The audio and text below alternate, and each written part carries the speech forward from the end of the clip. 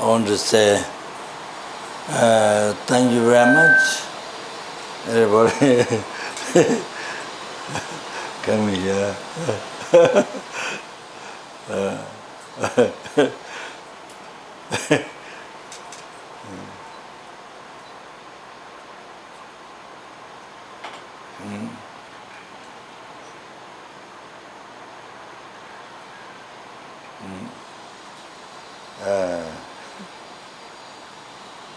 To listen.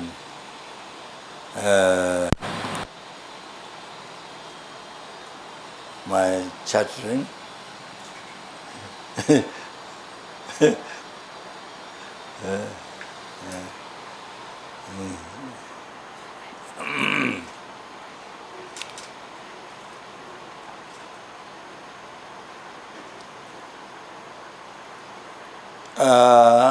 So you might have, many of you might have received many philosophical teachings because many learned lamas, because Bangalore is near South India, Bangalore is near Mysore, Balukubi, near the monastery, so very easy to receive, invite those learned lamas. And also it has been, from the beginning, the center has been guided by the Western Sangha.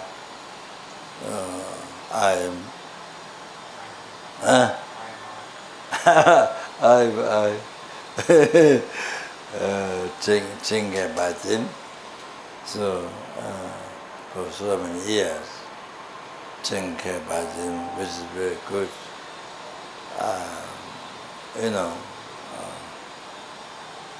Whatever the difficulties are there, but so many years guided by them and helped by them, so it's very, very good.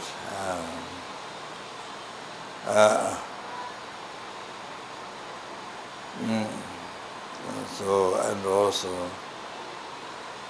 and I think also more understanding each other, clear English, more understanding, more clear each other. So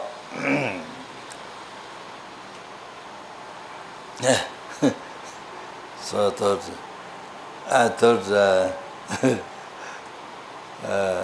well, I didn't get to come here to talk for a long time.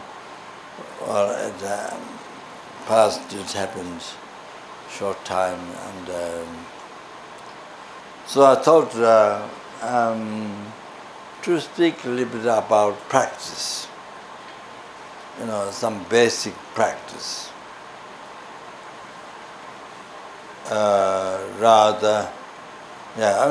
You had, some of you had so much philosophy and much idea of Buddhism. You heard so many times from the learned lamas. So I taught some down, some basic practice. So all those philosophy, all those Buddhist philosophy is a background reasons, those philosophical reasons, logical reasons why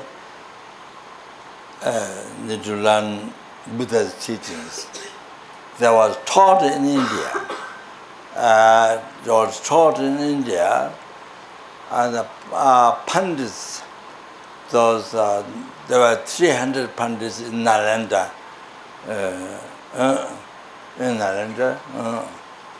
300 Pandits. So such as the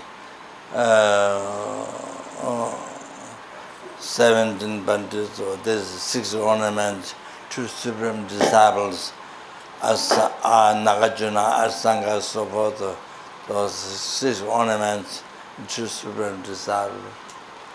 So they checked, even Buddha's teachings, they checked,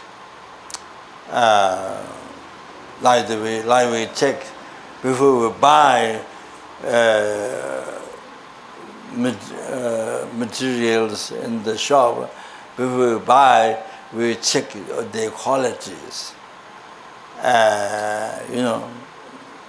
We check their qualities, how it is it is long lasting, or their qualities. We check before we buy. So Pandits, those great Indian Pandits, they checked Nagarjuna and so forth.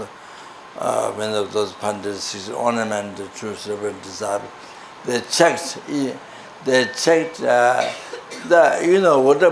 what Buddha has taught is something he himself practiced, actualized, and able to seize the gross defilements and the oceans of samsara suffering, and even subtle defilements, and completed all the realizations by himself. So something which he tried and achieved. So with that complete experience, he taught us. He taught us. He led the teachings for us sentient beings. So on that, beside that, those fully distinguished bandits, they checked, as I said before, buy things from shop, from another country, with whatever, we check the quality and everything, then we buy. So they checked, and the yogis, then the yogis, they actualize, they practice, they actualize the realization, they achieve the enlightenment, what the Buddha has achieved. How Buddha explained, exactly they practiced and they achieved. So it's very clear. and so they are,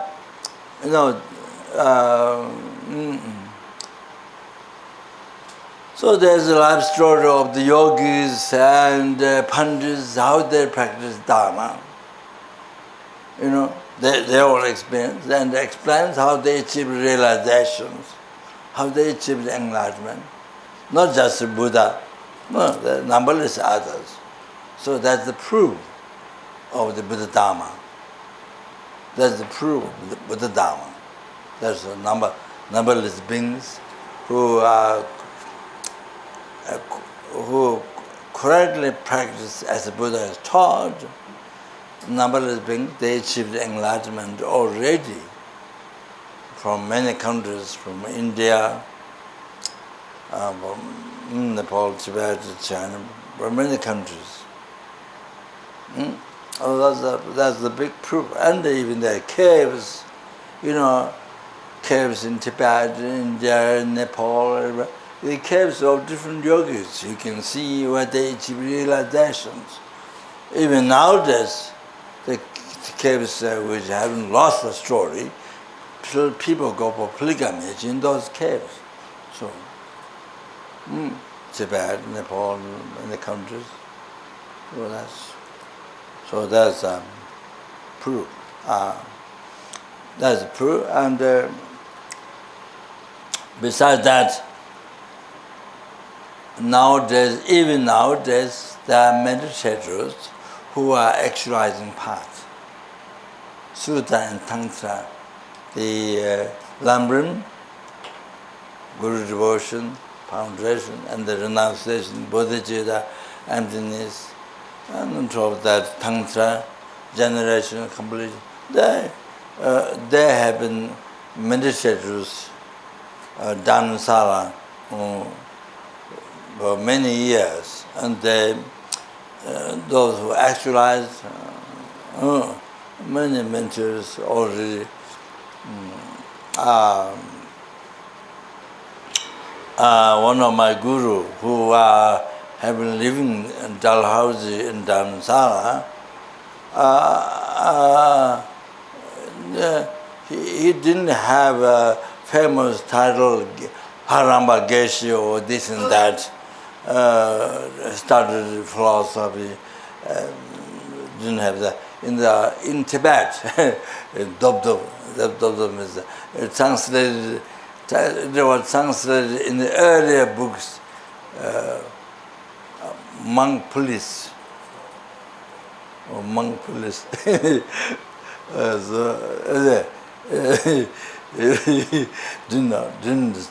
said, didn't study in the monastery, so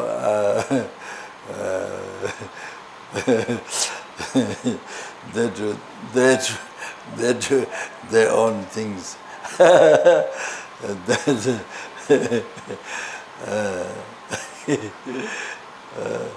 So anyway, not studying, but they do.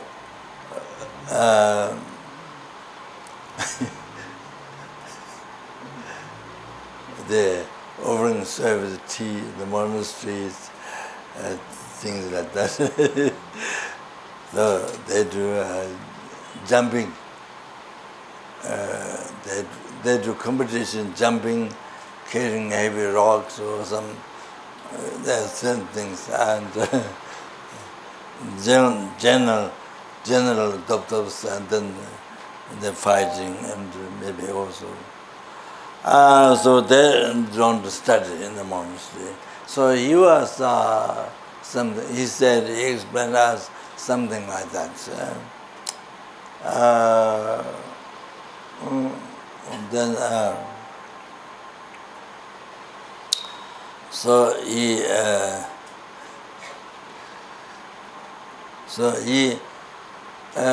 he didn't study in the monastery.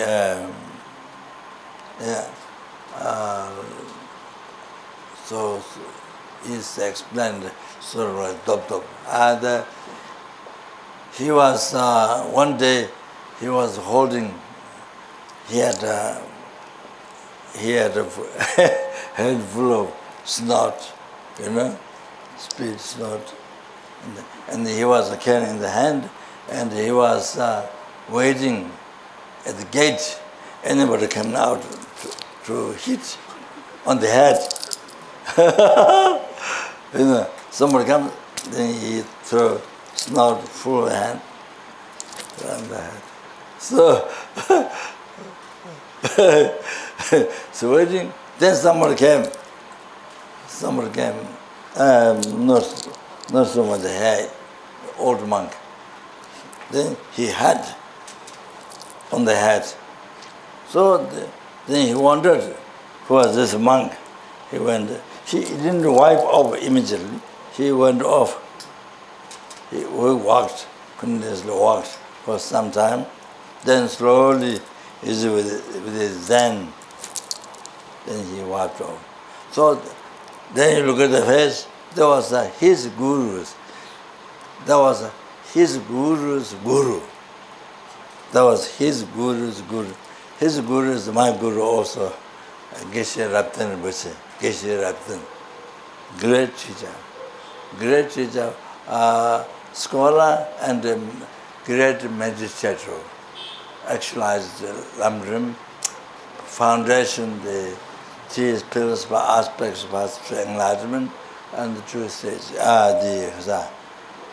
tantric parts. So great mentor.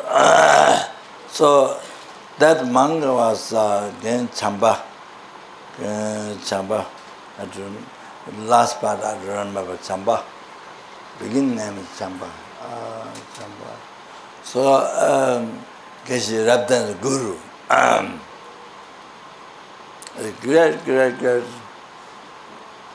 He is not somebody whose mind gets disturbed by somebody hitting the snot, and not like that. So whose mind gets upset, angry. Not that kind of monk, not that kind of man, not that kind of monk. Very patient. Hid, but patient. Very patiently walked. Sometimes then slowly. Then the one Geshe Wangdu, from whom I took teachings, taking the essence, Julian Tamba. So if you are living on the mountains, solitude place, do meditation, then you have to cook food. So you have to look food again. You have to go to get food for so far, and so it takes a lot of time also to make the food and to go to get the food. It takes so much time. So to not waste time, there's a taking as you live on the pills. There's flower pills and the stone pills. I think they're also wind. I heard, I didn't see the text, but through the wind, and also water. So you bless. You have to bless, and you can live on that without any food for months and years. So you don't have to waste so much time looking for food and making food, all that. So so I thought if that teaching becomes rare in the future, so I took from him. Didn't get to take much teaching, but that I took. So our Western Sanghas in the early times, when we start first Dharma celebration in Dharamsala, Nepal, start Dharamsala, Nepal? Dharamsala, Bulgaria. So many Sanghas took the teaching and did the retreat. They did 21 days. They lived on making the food less. They live on the peel by blessing the peel. So they did that, and one monk unable to do that because he got sick, diarrhea. Normally, it's difficult even to renew Avalokiteshvara practice retreat, 2 days. But for that monk, it's very difficult to do fasting, very difficult. So they most did, and one nun called Pemo and maybe Choe. So I think some very great success. So that happened.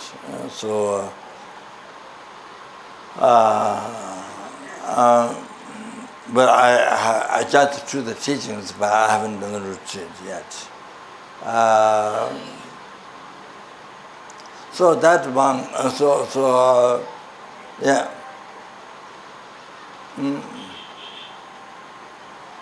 So that one, Geshe Wangdu, his name. He's an old meditator from Dharamsala. So he Then he saw that was Geshe Rabdan's, his guru, Geshe Rabdan's teacher. He was a great teacher.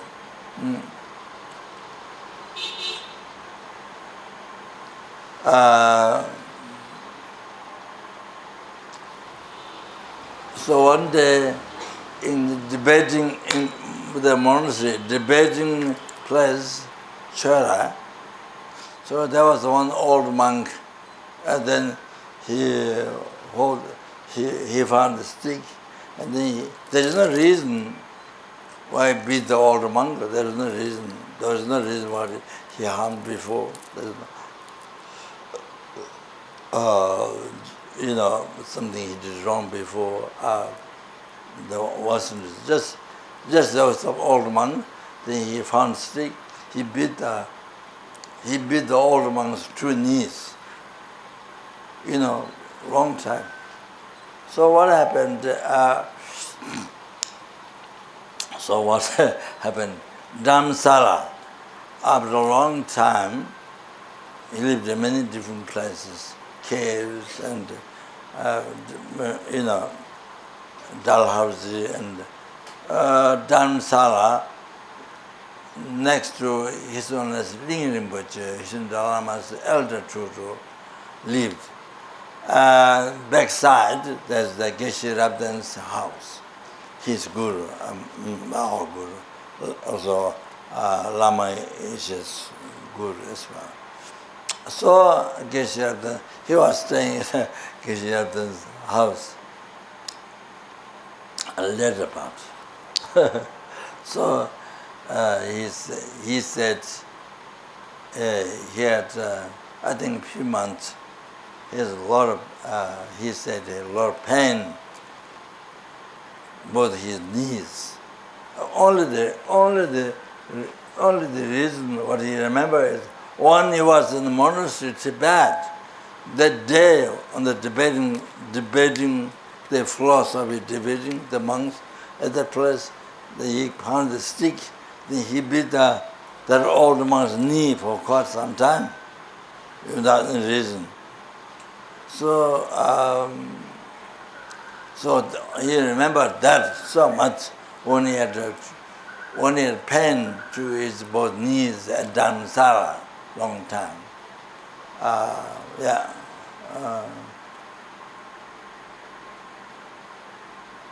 Then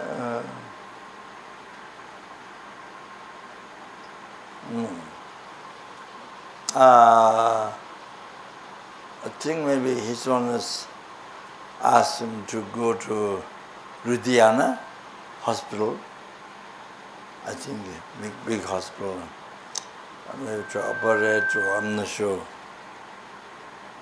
But I think I don't remember very clearly, but in the hospital, all that operation, his mind, the medicine didn't affect to his mind. Something he told me that I rub idea, no pain, but not completely unconscious. He can remember they were cutting or something, bones. He remembered that. There was other guru. There were other guru Satya. So happened the medicine didn't affect. In the hospital also anesthesia didn't affect. But not also didn't have pain. But could see the giving treatment on the bone, cutting bone, or doing all those things. Mind can recognize that. So these are due to because of very high development of the meditation, the path. So not only Sutra but Tantra. So that, uh, but that Rinpoche told me to not tell other people. Uh, while operation is happening, at the same time can remember, can recognize. Not medicine and anesthesia could not affect the mind through those meditators. So anyway, Geshe Wangdu, something like that he told me. So anyway, what I was saying,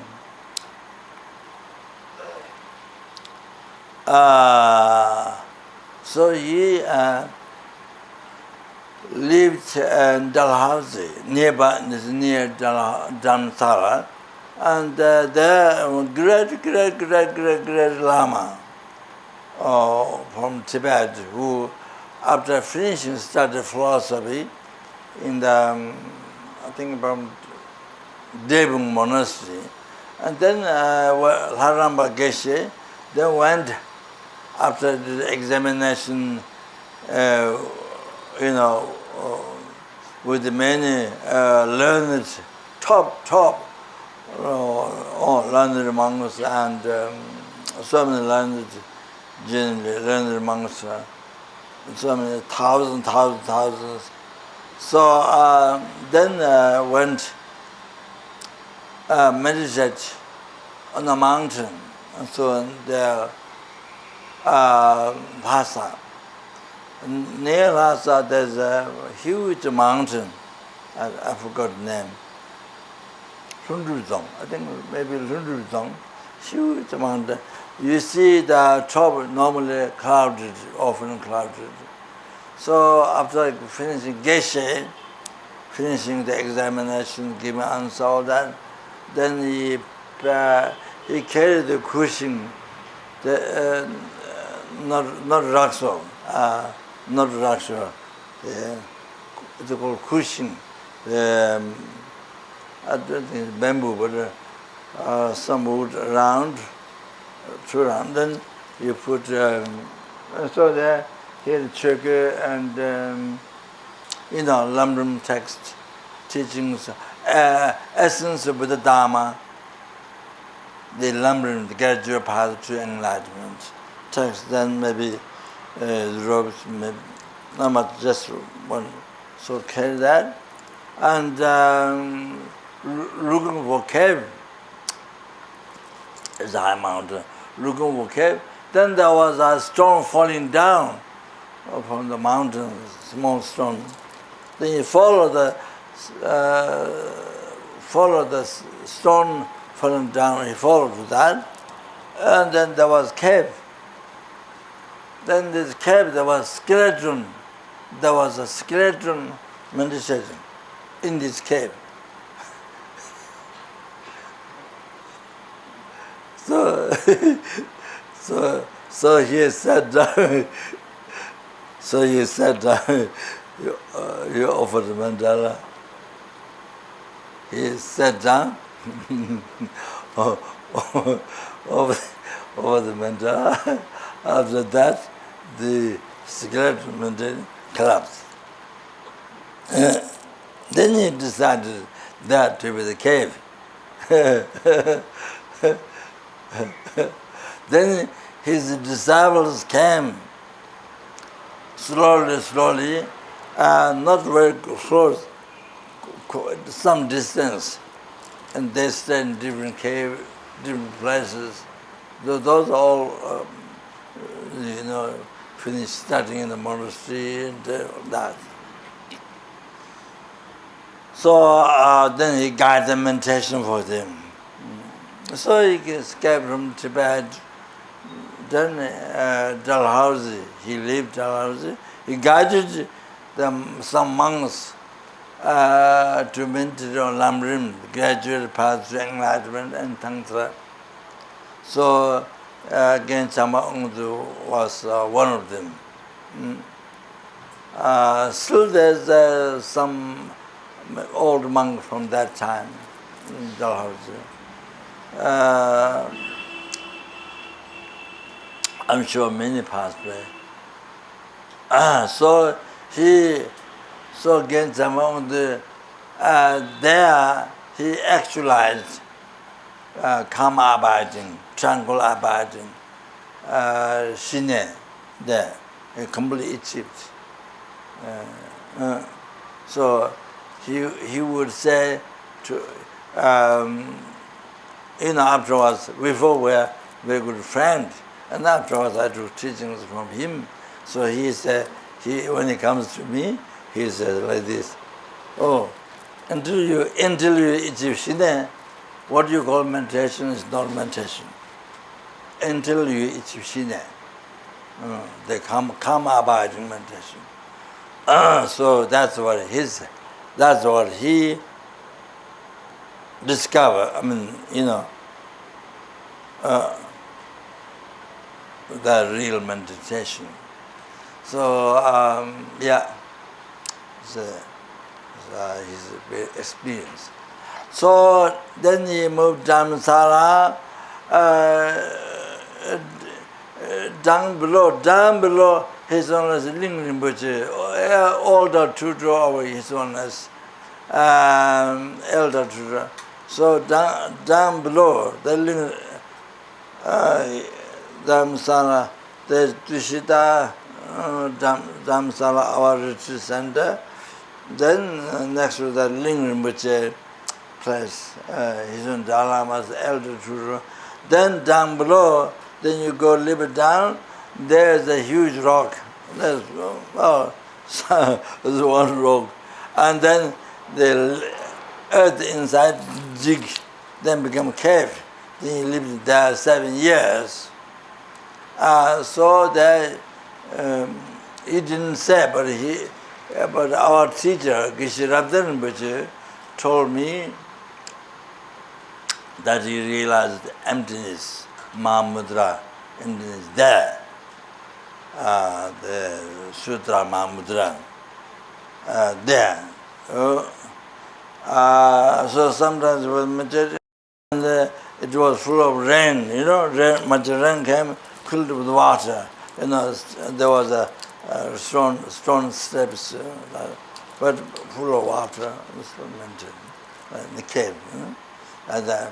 So there he realized emptiness. I was told by Geshe Rinpoche, who is also his teacher, and Geshe, I was taking the Mahamudra, the composed by Panchen Choe Panchen, this I don't know, third, fourth, I'm not sure, Panchen Lama. So I was taking the first time, I think, the commentary from Geshe Rinpoche. So Geshe Rinpoche told me, if you have any questions, you ask Geshe Wangdu. He has a fresh experience of emptiness. So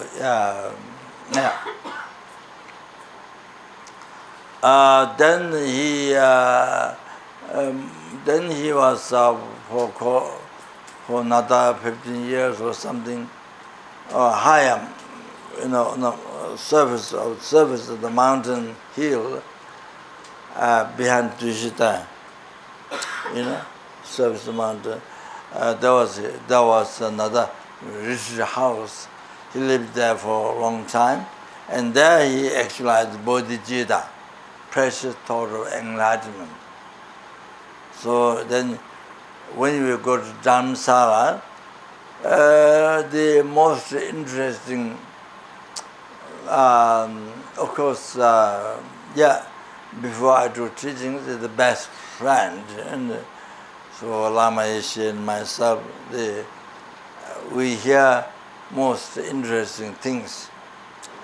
So in Dharamsala or Bhutan or anywhere, somebody has achieved what realization achieved.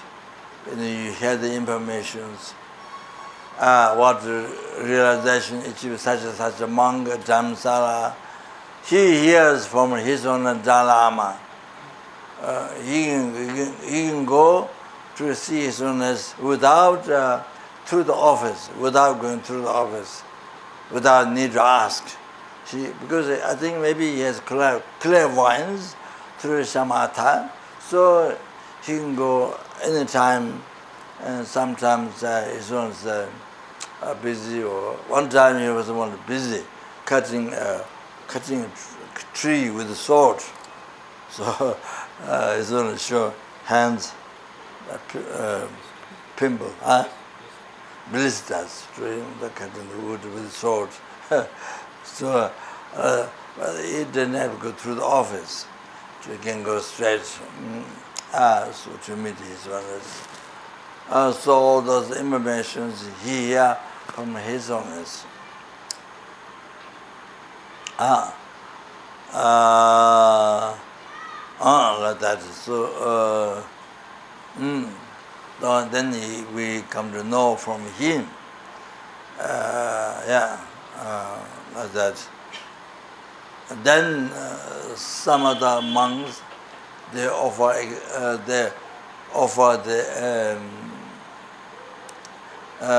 the realization what they achieved to his own Chiang Rinpoche. His own Dalai younger tutu. So then that also he hears.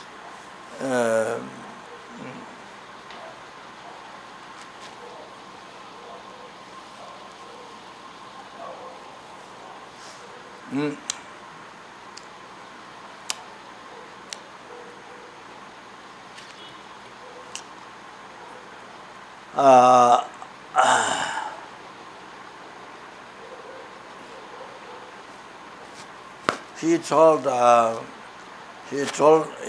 us he has never been other people's house for 7 or 15 years. That doesn't mean he has not been other people's house, but he has never been for his own purpose. 15 or 16, 15 or 7 years ago. He went other people's house, but it's only for others. Never for himself. So that means he actualized bodhicitta about 15 years ago in himself. So it means any action of body, spirit, mind never done for oneself. Any action of body, spirit, mind is never done for oneself. Only for others. So 15 years or 70 years, something like that. So that means realize bodhicitta, pressure toward enlargement. So that many years ago. That's very clear. So like that. And then also he is when his holiness was teaching commentary on the 6 yogas Naraba, I received a few times from his own, even from his holiness. So then we go back to Shida. I have a small room, corner of this building. So I was staying there. So we have tea and we discuss. Then he explained to me his experience of 6 yogas Naraba. 6 yogas Naraba. So his experience. So it's very rich of realization, rich of gaining realizations.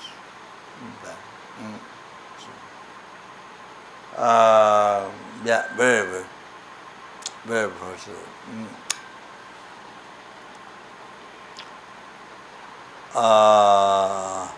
I did invite him to the West to guide meditation.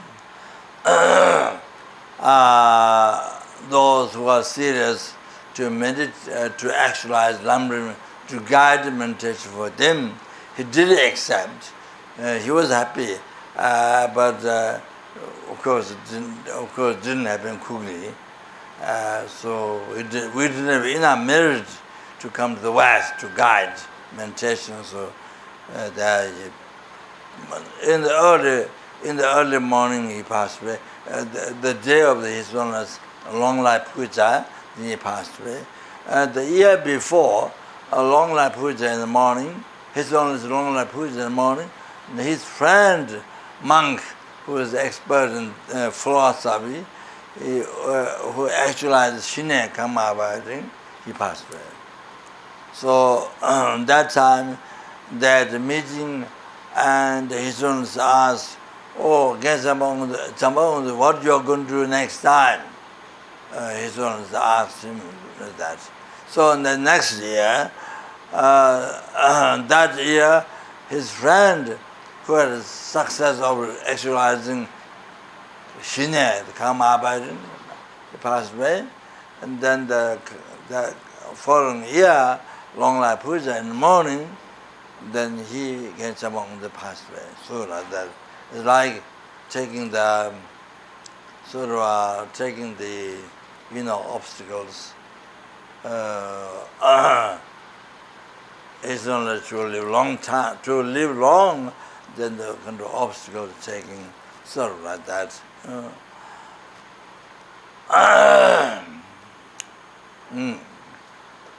So the main reason I'm saying, so recent years, meditators, they have been meditators actualizing path. It's not only to speak, blah, blah, blah, blah, blah. No. It's only just to speak, blah, blah, blah, blah, words, or showing scholar, or showing I'm a scholar, or I'm this. You learn it. It's not that. No. Those who don't think that way, shouldn't think that way. Those who are really practicing seriously, meditating, especially Dharmasala or other places, even Bhutan, many meditators. There's still meditators actualizing paths. So that, around. So not just Buddhism, only to speak, only to give lecture, only to only to show scholar just dry words, not that, and then no, it's not that. So Buddha's teaching, every single word, even syllable na or any alphabet, every single word is to subdue the mind. Because hell, enlargement, samsara, nirvana, dead life, problem, peace, everything came from the mind. Your hell, your enlargement, your samsara, your nirvana, your happiness, everything came from your mind. So Buddha's teaching, every single word is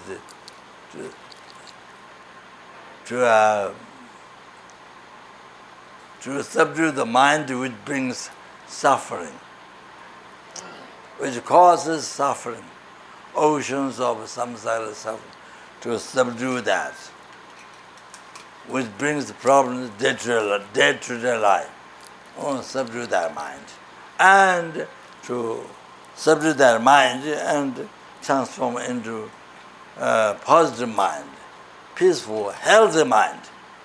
Healthy mind. So if you have healthy mind, then you can have a healthy body. Like that. So that's normal, known. So if you have healthy mind, if you keep your mind healthy, then you can have a healthy body. That's commonly known. Even the West, they produce books. They are psychology, or the other doctors, wives, some husband, psychologist or something, put this book, the cancers and the disease, cancer and those diseases came from negative mind, they said. So even Western psychology and doctors mentioned, there's one couple, met book, said even though the disease, cancer and those from negative mind. So besides, what besides what Buddha said, what Buddhism said, in the West, even the West, people in the West, so there's those who check, and then from their experience, there's this. So Buddha's teaching every single word to benefit to one's mind, to subdue one's mind, even each single word. So that is.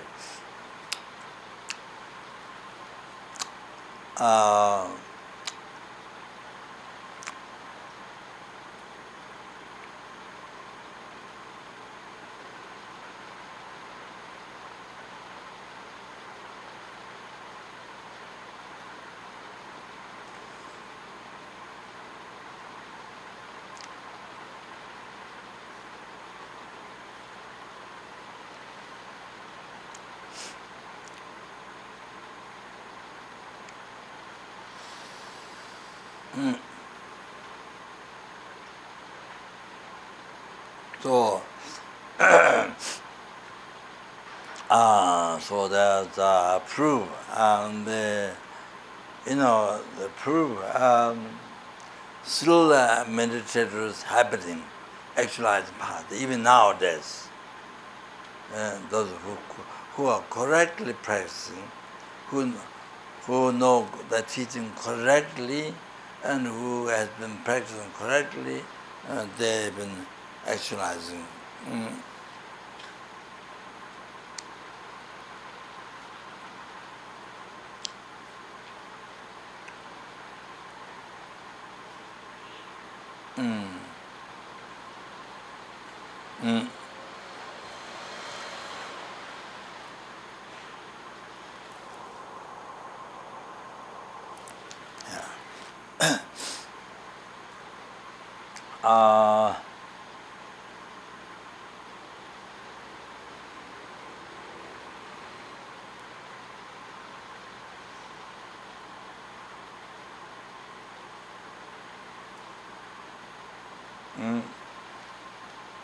So,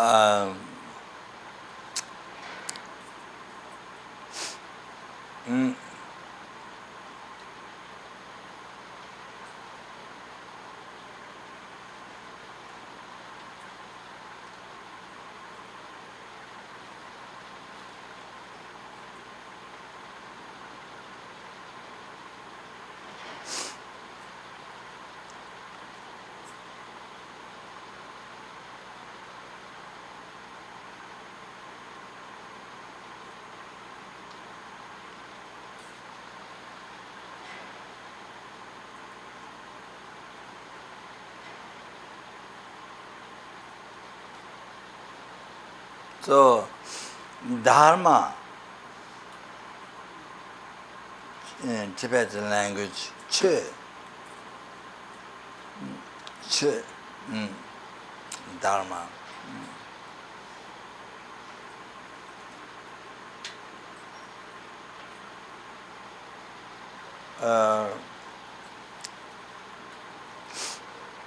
So in Tibetan language, Choe means also known as phenomena,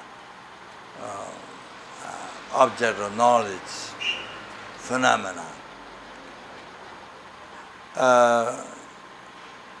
Holding its own nature is a definition of the phenomena, the Choe in Tibetan. But here, Choe Chi, practice Dharma, Choe Chi, Choe. That is, that meaning of that is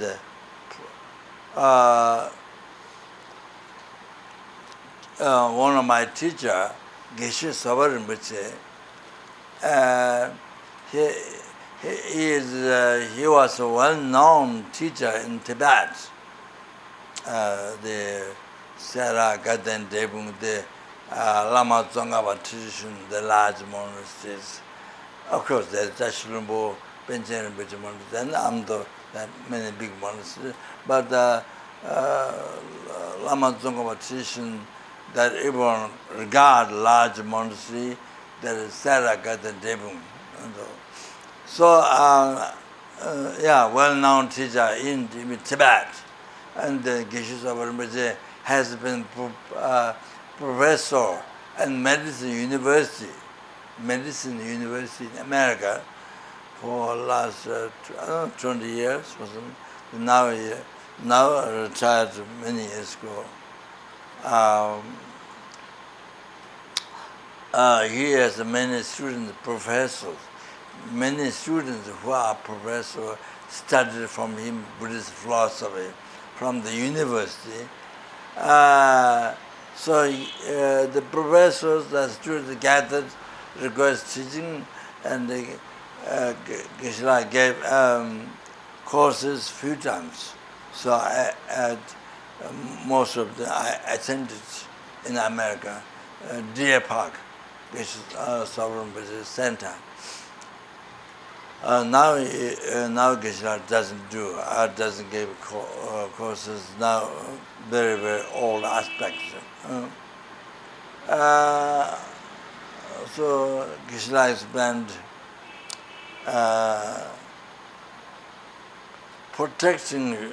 protecting you up, holding you up from falling down. That's the Dharma. That is the meaning of Dharma.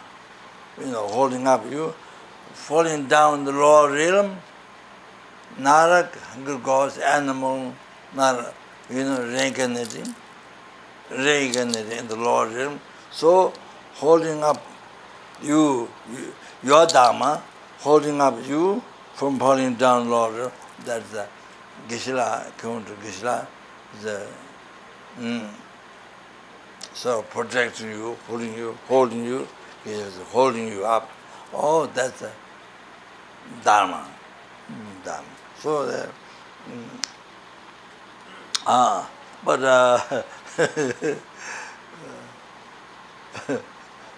but also from samsara, from oceans of samsara sufferings, not only lower realm, but of course, there were human being sufferings, samsara sufferings. Then goes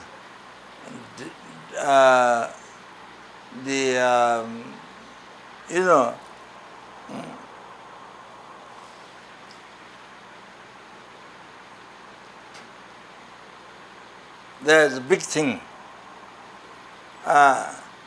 in the West. Now since Bin Laden destroyed the two buildings, and two buildings destroyed New York, all the economic, before that, but especially after that, all the economics went down. Many other, even not America, but other countries, they have to close down hotels. There in America, many airports have to close down, pack up the airplane in Arizona, and even the families could not take care of the children after that. There are so many,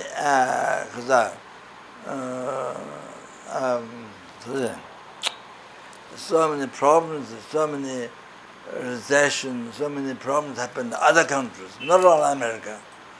So much.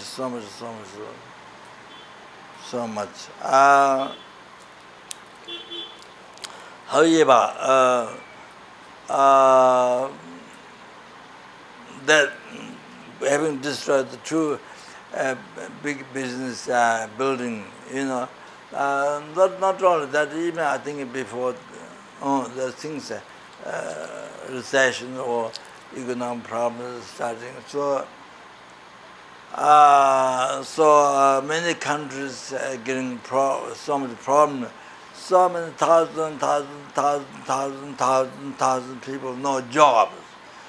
Not only, but many other countries. So many thousand, America and everywhere Spain,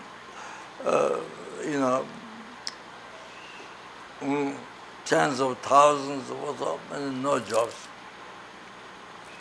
So problems everywhere. That's happening.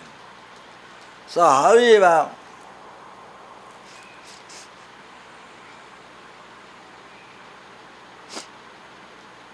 in the West also in the East, but especially maybe in the West, however, in these journalists similar, but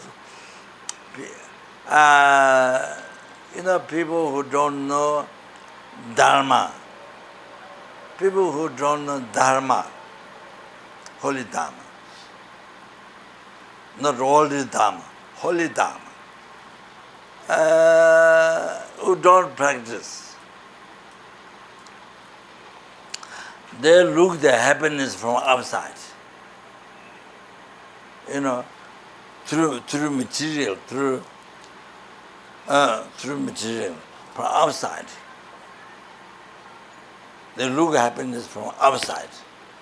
But people who are meditators, or people who know Dharma, people who practice Dharma, look happiness from your mind. Look happiness, to achieve happiness from your mind. Look enlightenment, to achieve enlightenment from your mind. Achieve nirvana from your mind. Happiness of future, happiness of all the future life from your mind. Happiness of this life from your mind. Oh, like that. So there is a satisfaction. Whatever happens outside, in your mind, there's peace, happiness, satisfaction. When you look at happiness from your mind, when you look at happiness like the West, only from outside, not in the happiness comes from your mind, so as well as suffering comes from your mind. But not knowing that, don't have education, don't have Dharma, don't practice Dharma. So then only things are not really taught in university, college, school, not really Dharma practice. So then some university maybe there's teaching, but sometimes you can't teach certain things in the university, even though you are teaching Dharma, but there's some rules, I heard. So anyway, so that's big problem. That's big problem. First time of Milarepa, many of you might have heard Milarepa, I'm not sure. So the enlightened is not monk, is not nun, lay person. From Tibet, near Nepal. Milarepa, meditator, he didn't have anything to eat, only nettle, only a plant, nettle in the cave, nothing else. No chili, no salt, nothing to make flavor. Nothing. Only nettle water. So when he meditated, so one day thieves came. So they were looking for chili, they wanted to make soup. So they're looking for chili and salt and all this, and They ask him, where's chili, where's salt? He said, this is chili, put nettle. This is salt, chili, put another nettle. Anyway, so, but nothing else. Okay, that's how Milarepa was in cave. But incredible bliss, happiness, peace in his mind. Unbelievable. Extraordinary. So through practice, through Dharma practice, gained through Dharma practice.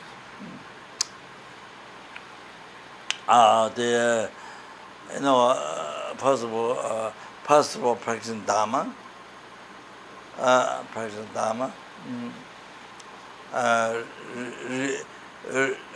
renunciation of this life, renounce attachment, clean mind, worldly Dharma, clean mind, grasping mind of this life. To this life, renounce. So, great satisfaction, great happiness, unbelievable, great happiness. Then he renounced attachment to next life, there's samsara happiness. Even next lives, he renounced the grasping mind, attachment. So even greater happiness. So then of course, that's first thing to start. Greater happiness in the mind, peace. And then bodhicitta, wow, unbelievable happiness. Bodhicitta. Precious thought, etc. Actualized. So, unbelievable peace, happiness. No comparison to the renunciation.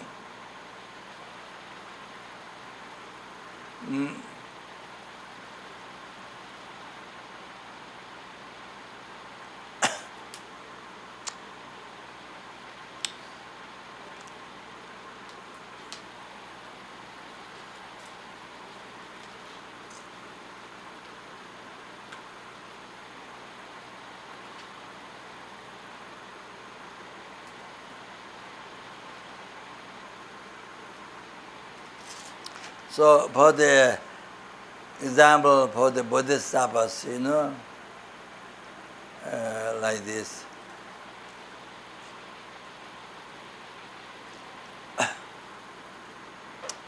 For the bodhisattvas, mind is totally changed.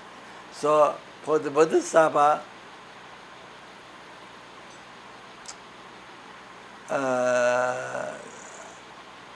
for example, for the Hinana followers, the Hira listener and the Rangjal soul to realize. So they have achieved renunciation to this life, future life, this samsara. But they don't have bodhicitta. So they look for the blissful state of peace for oneself, nirvana for oneself, liberation from oceans of samsara suffering for oneself. That's the main thing to really to achieve. Okay, now bodhisattva, the attitude totally changed mind. Bodhisattva, to be born in hell for even for one sentient being, that one sentient being instead to be born in hell, and then yourself, I myself, born in the hell for the benefit of one sentient being, even one sentient being, So to be born in hell for one sentient to save one sentient being from the hell, he does unbelievable. So unbelievable, extraordinary, unbelievable happiness. Unbelievable, so much happiness, bliss. You know, to be born in hell for others, for that even one sentient being, to save, to not get reborn, Lord, for him, for her, yourself to be born in hell to suffer for the sake of that one sentient being. So unbelievable happiness, joy. And to achieve nirvana, to achieve blissful state, nirvana, liberation from samsara for oneself is like toilet paper. You know, it's like used toilet paper. It's there in the Buddhist chapter, in the teaching says, stone that are used for toilet. You know, to use for toilet, caca, you know. So you don't never touch, you throw away. Oh, so achieving a blissful state peace, nirvana for oneself, liberation from samsara for oneself, you know. So for the Bodhisattva, ridiculous. So like stone that is used for toilet, to not touch, throw away, all like that. Regard like that. So to be born in hell for that one sentence, wow, unbelievable happiness, great, much greater than Arhat achieve Lord Nirvana. Much greater happiness than that. Can you imagine? So, this is an example. Maybe a little bit different, but general same. even that case, Bodhisattva is greatest happiness. So like that.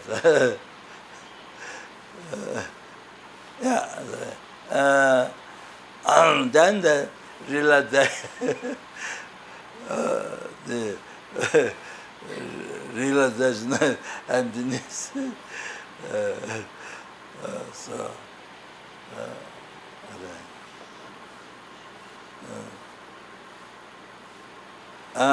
Then there's I was thinking Milarepa has unbelievable. So realization, tantric practice, 6 yogas, Naraba. Unbelievable. So then higher realization of tantra can imagine. So like that. So but here's nothing outside. So that is seeking happiness from the mind, from your mind. Those are seeking happiness. What you can achieve from your mind. The mind is the power, because our mind is Buddha nature. Our mind is not oneness with attachment, not oneness with anger, ignorance, not oneness with delusion. It is temporarily covered. So can be that. Therefore, mind or mental condition can be completely separated by the remedy actualizing part. The wisdom, even the subtle obscuration. So, with wisdom, compassion, actualize the remedy part. So mental condition completely separated from the delusion. And then, not on that self-obscuration, then total realization Sangye, what is mentioned in Tibet, Tibetan language, Sangye. Then when the sang happens, Jay happens. Like that.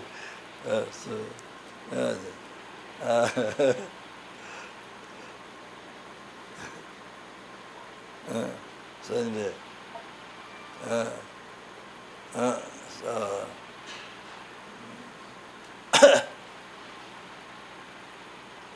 so the listening Dharma, the Buddha's teachings, listening, reflecting, meditation, transforming the mind in the path. All the seeking happiness, not only natural life, peace, happiness, not not not only that, and the ultimate happiness, blissful state of peace, ultimate happiness. Happiness never change, never go down, never change, forever. So ultimate happiness, liberation from samsara, from your mind. And then peerless happiness, enlightenment from your mind. So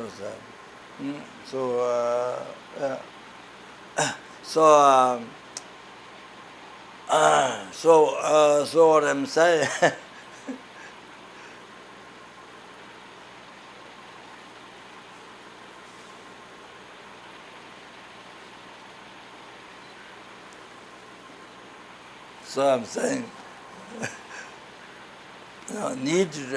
why need to practice Dharma? Even you don't believe reincarnation karma, even one doesn't believe reincarnation karma, only one life, but without Dharma, if the mind doesn't become Dharma, so much problem comes. The mind is full of anger, attachment, so many delusions and jealousness, ignorance, so many delusions, so brings so many problems in life to you and to others. Brings so much problems in your life and to others. To the world, to the family, to the society, to the country, to the world. So, in the world, one person who has power,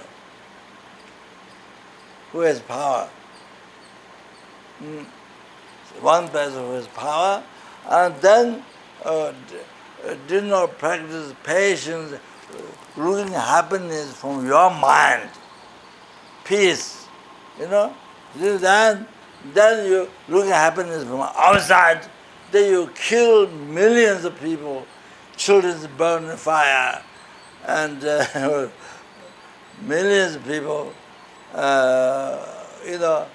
this,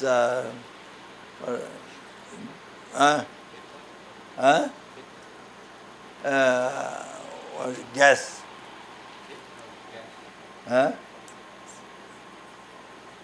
They put the gas and the people die. What? Yeah, poisonous gas. Anyway, so happened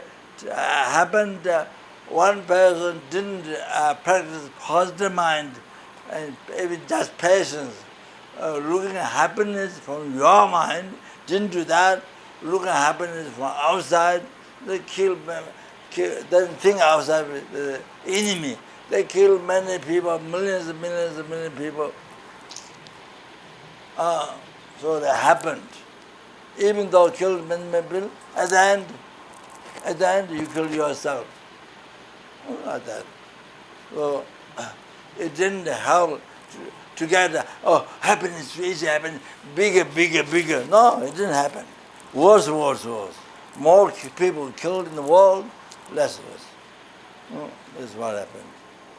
So time. So finishes.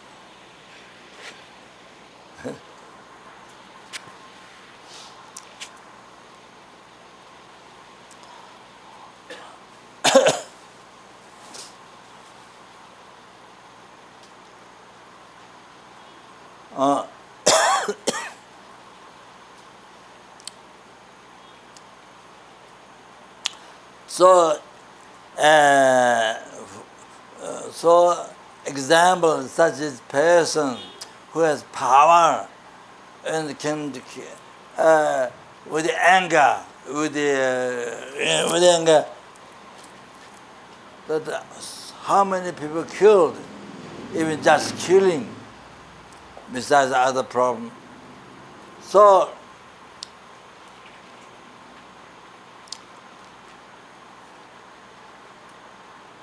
you can see clear that is due to the problem. Trying to look to get happiness from outside, and never practice patience. Even one thing, one positive mind, trying to achieve happiness from within your mind. Didn't do that. So that big problem in the world. So that's your problem, but harmed so many millions and millions and millions of people in the world receive harm. So due to one person, that influential person not practicing patience. So happened not just one time to time it happened in the world. So you need Dharma. So the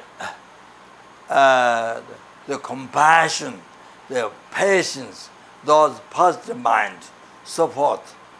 You need to practice. Even you don't accept reincarnation karma, but you need to practice.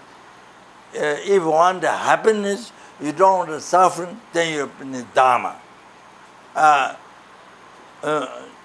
Dharma. You need happiness, so you need satisfaction. You need to achieve satisfaction. The let go the attachment to this life, which from where brings dissatisfaction or the problems, so many other problems from that. So by letting go of that, then you let go all the problems in this life.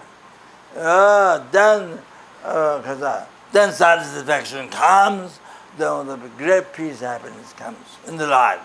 So, for example,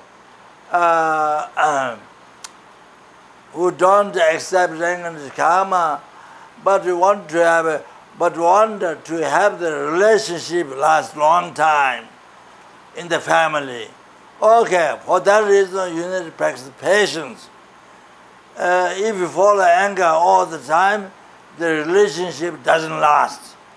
Then it makes him to suffer, it makes her to suffer all the time. The relationship won't last long time. Then the divorce or separation can happen from the anger, from delusion, from the anger, so like that. So therefore, even the other person, the husband or wife, even the other person doesn't practice patience, but you practice patience. Instead of the cause of problem, anger, let rise. Rather than that, cause of peace, happiness, patience, let rise. You practice patience, then brings happiness, peace for yourself, for the other person, for in the family, in the society, in the country, in the world. So you can see, even you don't believe reincarnation karma, definitely you need practice Dharma, holy Dharma, you need to practice the positive mind. So the satisfaction, the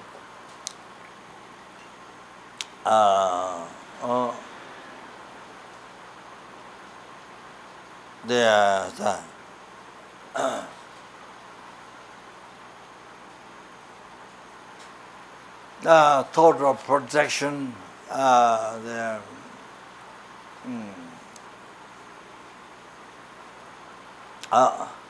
of the patience, all those needed, very, very, very much needed Dharma.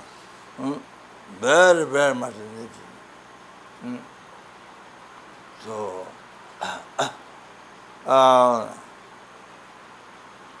for example,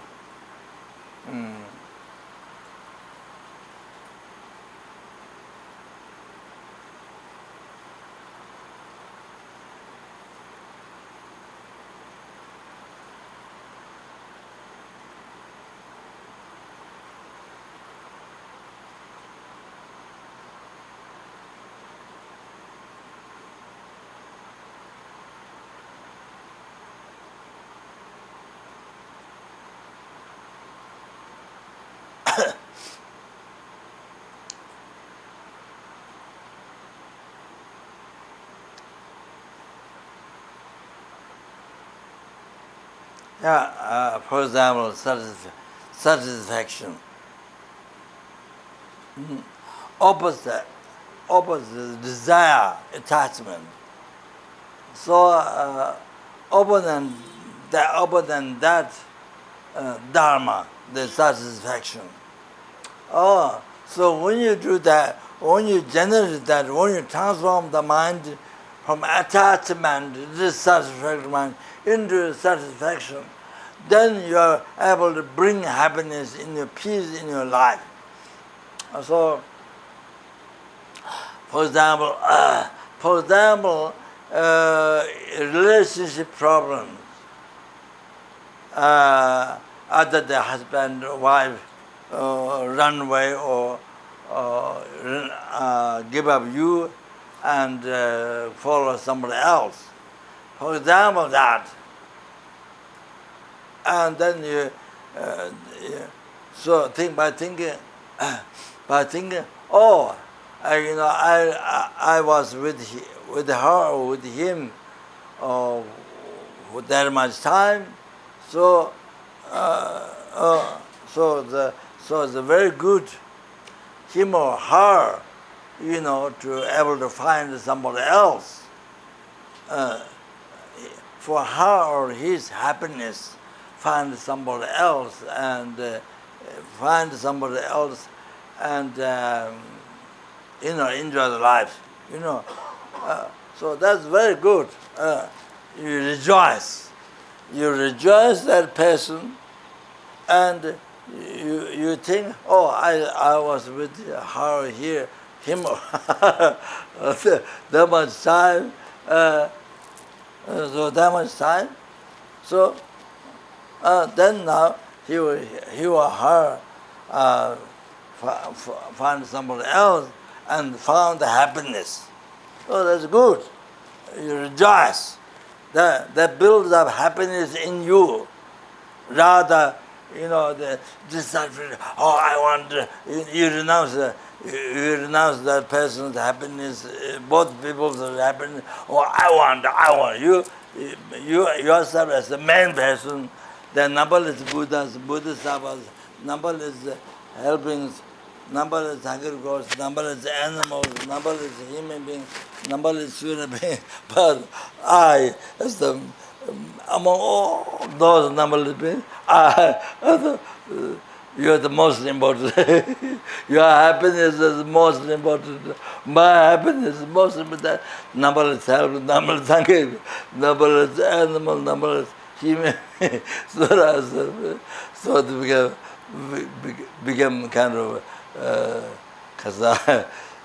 dictator, become ridiculous, dictatorship, no reason, no valid reason. so the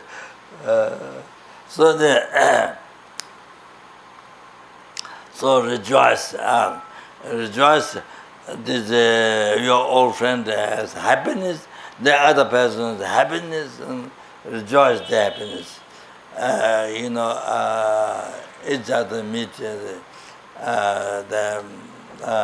therefore for happiness, rejoice. So live your life with rejoicing, happiness. Develop the happiness bigger and bigger, bigger with you, and establish satisfaction. So like that. So for me, that's enough. Like that. So then, without talking much, and then like that, positive mind. So rejoicing is a positive mind. It's a way of collecting extensive merits for you. So without merit, there is no success of happiness at all. So like that.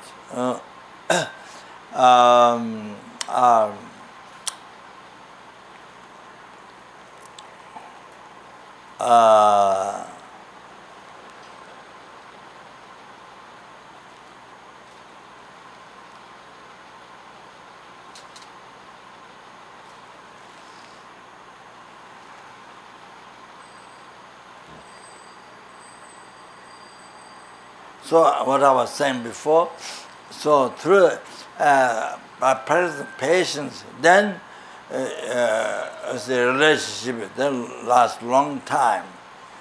Even the other person doesn't practice patience, but you practice patience, brings much peace, so much happiness, peace to yourself, to the other person, to the family, to the society, to the country, to the world.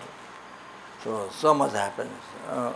So Dharma practice, practice of patience, such as practicing patience, satisfaction, all these things, renunciation, all these things are, compassion, these things are, this, even you don't accept reincarnation karma, this thing really, really, really, really, really need. If you want happiness, do not want suffering, then this is what you should do. So Dharma is very much needed in the life if you don't believe reincarnation karma. So I stop. Maybe we should chit up.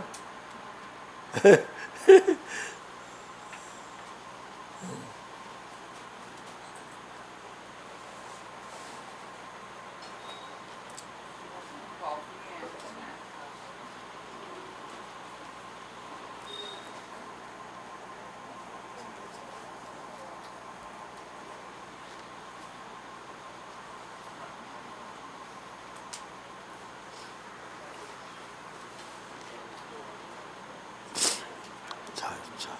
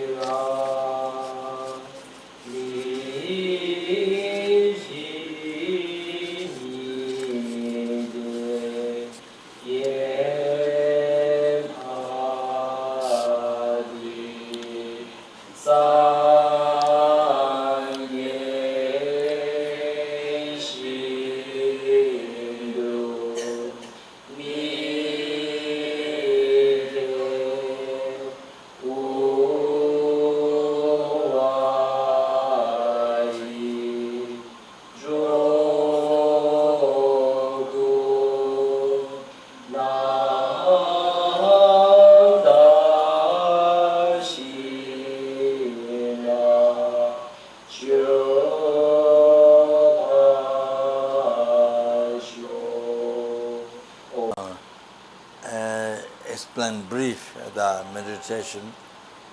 I think I might have explained one long time ago, one time. I don't remember. Maybe I did one time, long time ago. About Sangye Choda Tsogye Chonamla, the meditation. Sangye Tsogye Chonamla, Chantu Batan, Dan Tefsi, Dage Jenso Diri, Chonam Di, Rola Pinja Sangye Chowasha. I may have done somewhere, I remember very briefly, very rough.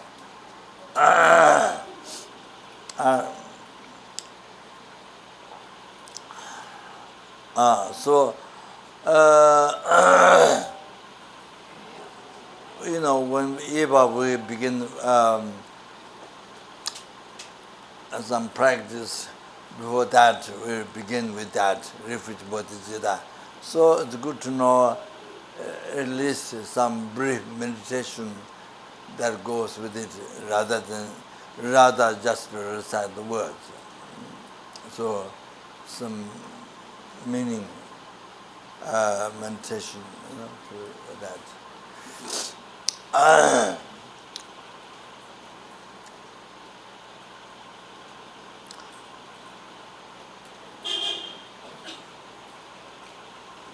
Sangye Choda, Soje Chonam La, and that shows cause refuge.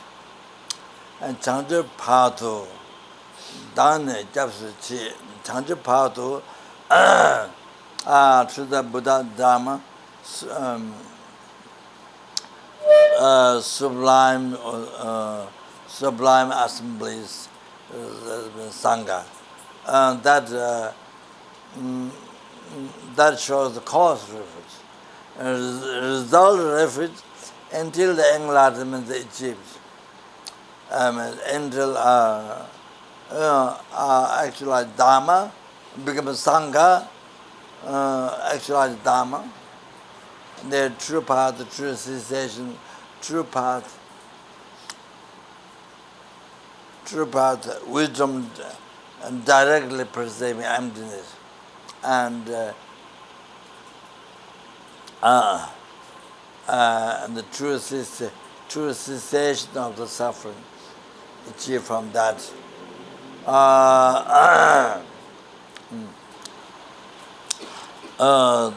Then through this, the absolute Dharma, and then you become absolute Sangha. Absolute Sangha. Then you become the also the by completing the Dharma, then you become the Buddha. So that's the result refuge. Why? To be able to do perfect work towards the sentient beings without the slightest mistakes. Free them from oceans of samsara suffering and bring them in the full enlightenment. Still omniscient mind. Like this. So that's in the subject to study in the commentary of the Abhisamana Karika. Explained like that.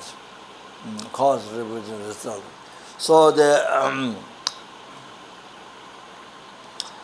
for example, you want to become a physician doctor. Physician doctor to be the most learned, then you have to rely on somebody who is the expert physician doctor. You have to rely on somebody. You have to study from that person. Then you can become. Then you can get degree. You can become the most expert physician doctor. So for you, in order to become physician doctor, to be able to help best for the others, for the sentient beings, for others, then you have to rely on the outside. no, separate from your mind, outside the most expert physician doctor. Physician doctor. Then similar, you are in order to become professor, expert professor, then you have to rely on other professors that you to learn so that you can become professor. So many things like this. So here, to achieve the Dhamma, then the true path, and then you become absolute Sangha, then you achieve the Dhamma, the true path and true cessation of suffering. And then you become completing that, then you become the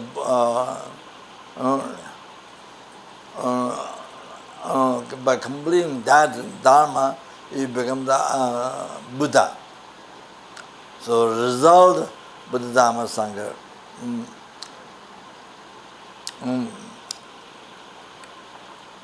Then you are able to do perfect work, free the numberless sentient beings from oceans of samsara sufferings, and bring them in the full enlightenment, state of omniscient mind, without slightest mistake. So to do that, then one has to rely on outside, not the same mind.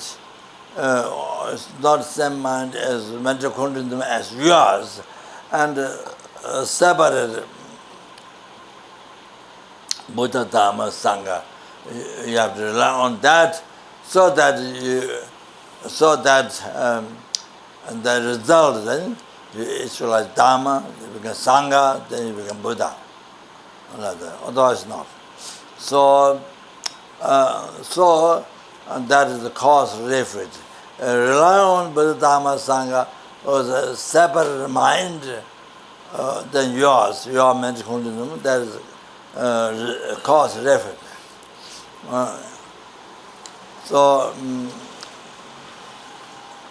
First practice cause refuge, second result refuge.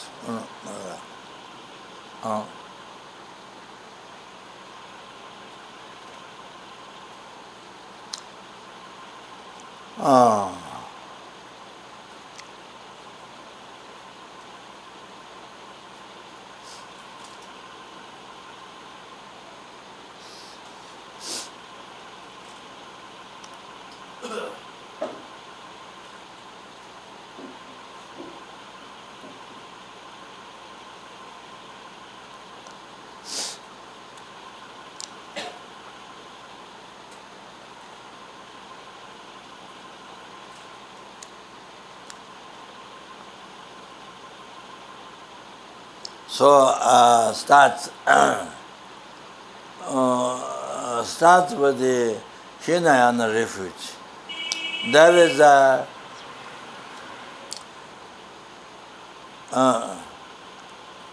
you need two causes in order to take refuge. Your mind to take refuge, you need to be perfected with the true cause. The understanding fear of the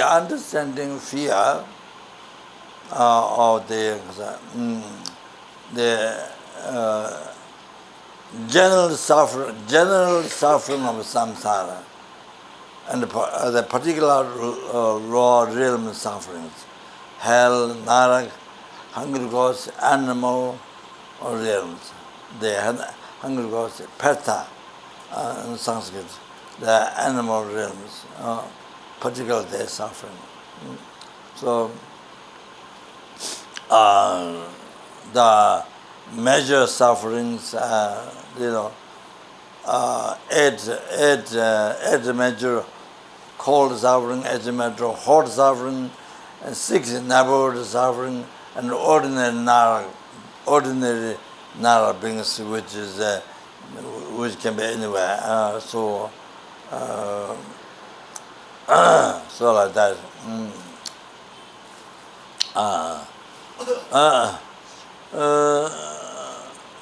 Then the Khazar,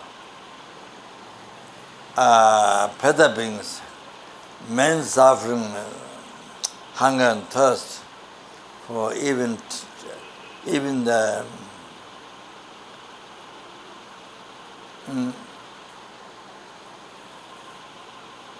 I think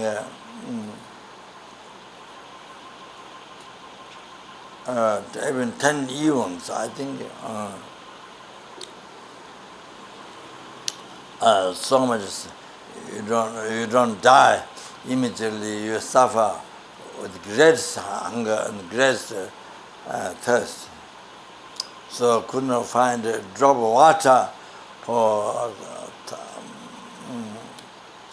1,000 eons or the 100 or 1,000, can't find even drop of water, even the mark of water on the ground, wetness, even you can't find. Wow, even spoon of food can't find for 1,000 eons, 100 eons, thousands of eons. That's particular karma of the hungry ghost. So about that. Then the three types of obscurations: obscuration of inner obscuration, outer obscuration, food obscuration.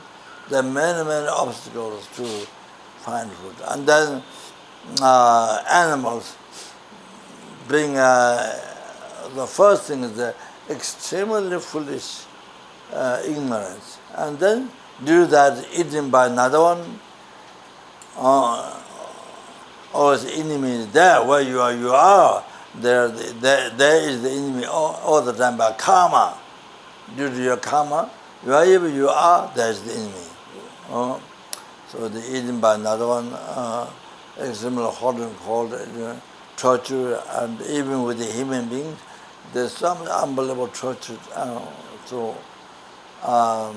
Killed for skin, killed for many reasons, for meat, bones, and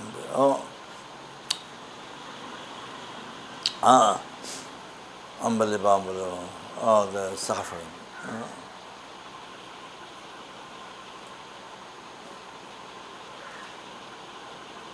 So, not all the time, but sometimes I think when I eat yogurt, the yogurt comes from cows. They suffer so much. They can't express their suffering to the people. They suffer so much. People don't realize. They can't say, they can't express, because it's taking animal body. But because the human body can express. But so much suffering, unbelievable suffering, so much suffering. They go through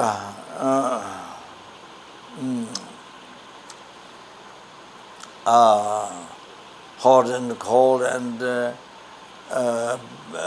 stay in the hot sun and hot weather, and just hunger, thirst, so many unbelievable pain, discomfort, and used to plow, used to carry the carriage, carriage, have to pull the carriage, heavy carriage, and so much discomfort, unbelievable suffering. So I used to, not all the time, but to pray, because I eat the curd. Curd came from them, and their babies don't get, enough, and the baby is killed and whatever.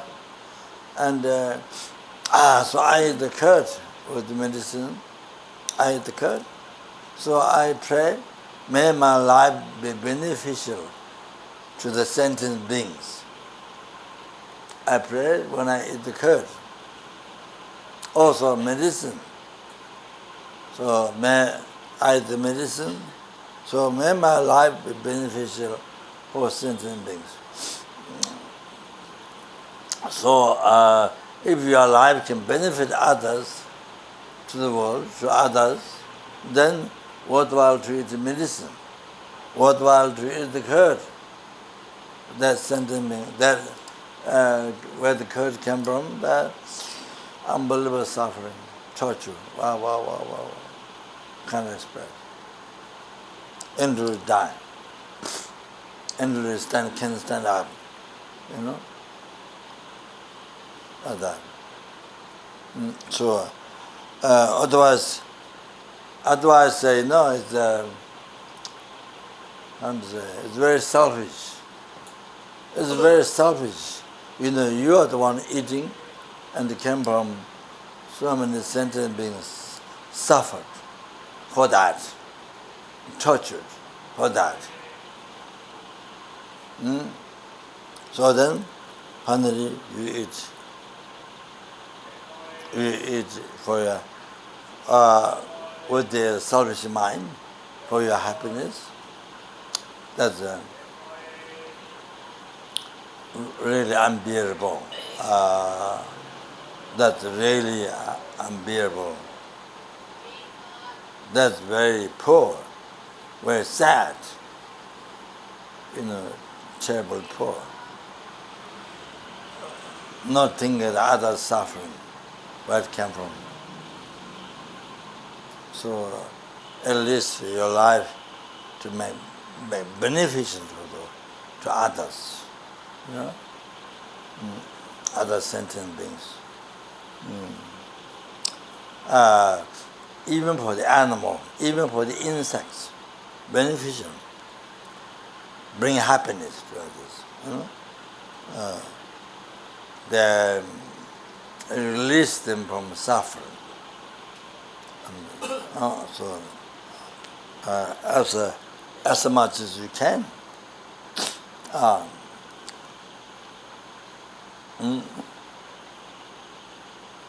So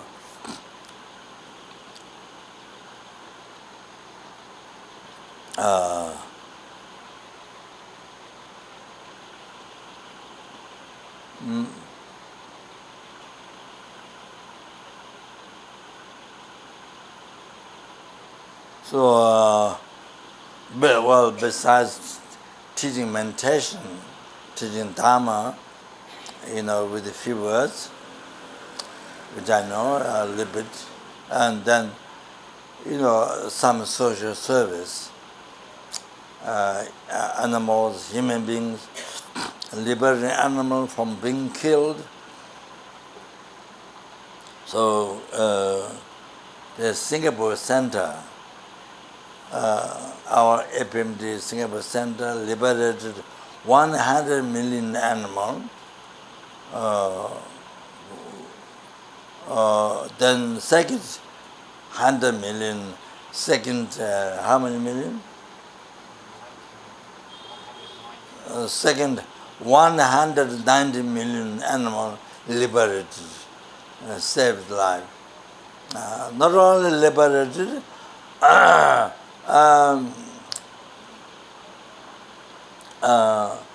that small animals, the children and parents that carry around the many stupa, many holy objects to purify the negative karma, defilements collected from beginningless rebirth, and collect essence and merits, and to be reborn a human being, and to actualize, to meet Dharma, to actualize path, to be free from samsara as good as possible, and to achieve full enlightenment.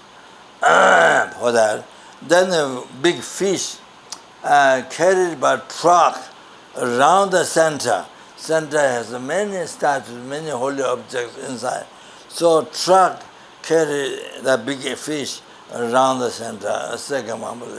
Then liberated in the reserved water, so like that. So then, not only that, chanted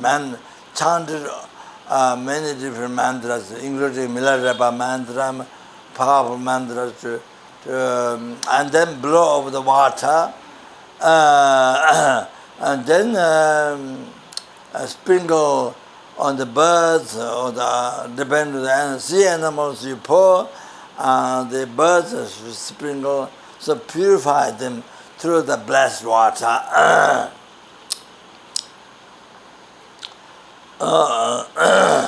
Then third, chant mantra so that those who can hear purifies their delusion, nirkama, plant the seed of enlightenment on their mind, puts the imprint, then causes to be dharma, to actualize path, to see the delusion, to achieve full enlightenment in the future.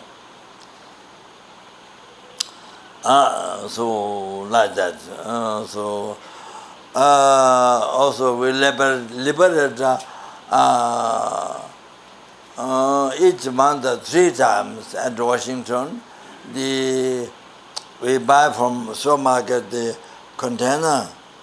It contains 200. How many? 200 worms each container that they buy, and to catch the fish, to put on hook while they are alive. They put wire or needle on the body like this. Can you imagine if somebody does to you like this? If somebody does with wire like that, only put through your body, that is painful. So anyway, each container 200. So we do Washington 3 times. Liberate animal,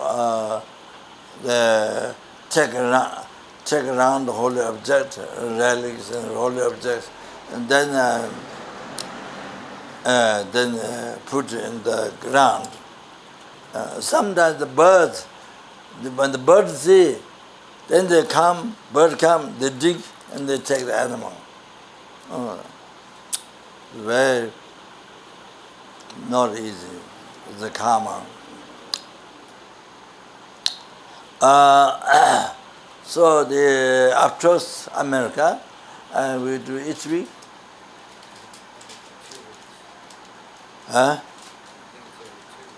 Every 2 weeks we buy a few of those from the shop. The worm they use for catching fish. So we liberate.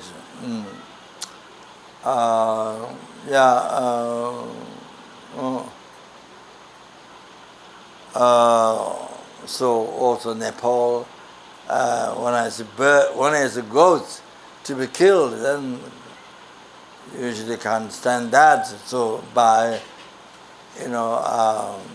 then we made place, we bought a place, we built a stupa in where the goats are, where they live goats, and to go around stupa.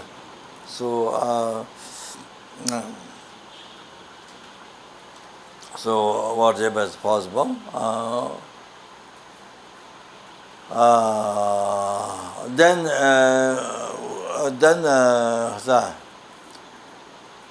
America, I have several Namjalma mantra, large one, carved in Singapore, I'm not sure. Yeah, Singapore. One may be carved America, I'm not sure. England. So several. So, and they're very nicely decorated. This Namjalma, long life deity, but it's most powerful to purify Nikashkama as well. Both Namjalma is one of the long life deities. There's White Tara, there's Amitayus, three long life deities. So the Namjalma, if you have in the house, kept in the house, the mantra, the protection. Then even mosquitoes, dogs, cats, people, anybody living in the house always get purified.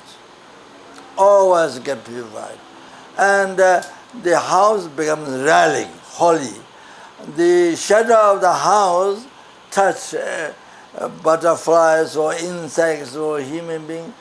Anybody whom the shadow of the house touch, they need to come and get purified, they get higher birth. This Namjama mantra is on the top of the hill, and then the whole mountain becomes holy, relic. And any animal, people climb the mountain, touch the mountain, they need to come and get purified, they get higher birth. So we carry in the ocean. Most time we go on the bridge and then hang with the ropes and then put down the ocean, the strippers and different things, and that's what we do before. And then supposed to be one mala or mantra, so until one finishes, the one person can use, then another person hold the rope and then recite one mala mantra. So they so blessed the ocean, Pacific Ocean is the connection. So bless the water, not only bless, but it purifies numberless sentient beings living in the water. Large like mountains, wells, small can't see with the eyes, but through machines you can see. All kinds, different sentient beings in the water. So get purified. All of them get purified. So they get higher birth and meet Dharma. And hopefully, and sooner or later, then actualize path and liberated from samsara, oceans of suffering of samsara, and then bring to full enlightenment. That's the ultimate goal. So, so time to time we do that, and sometimes that, and the nuns living in the house, the monks, and so, or sometimes in the ocean, bring the ocean and do that.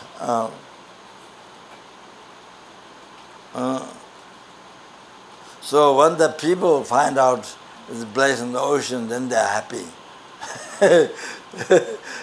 When the people at the beach, when they find out, they wonder what they were doing.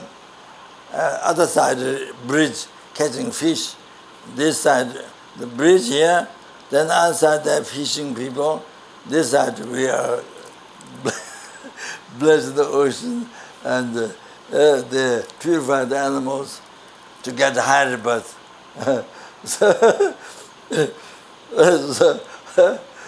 Then we do dedication.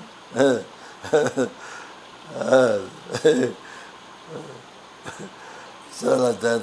Anyway, so hopefully in the future, I'm hoping in China or Taiwan, with related to the Pacific Ocean, to build a money wheel, money wheel, in a big prayer wheel, China or Taiwan, in the ocean, on the ocean.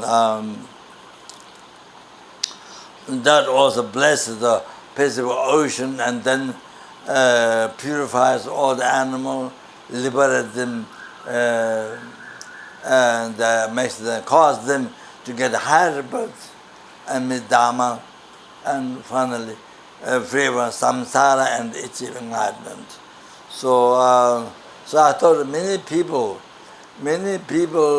who become rich by selling, by doing fishing business. I thought those who are Buddhist, or anyone who wants to repair kindness to the fish, anyone who become rich or who live their life by fishing, I thought they have some thought to repair kindness to the fish. I thought that, yeah, very good. That also Namjalma mantra, large one, to put in the ocean, to bless, to purify all the animals. So also very good. Even just having top of the water. So anyway,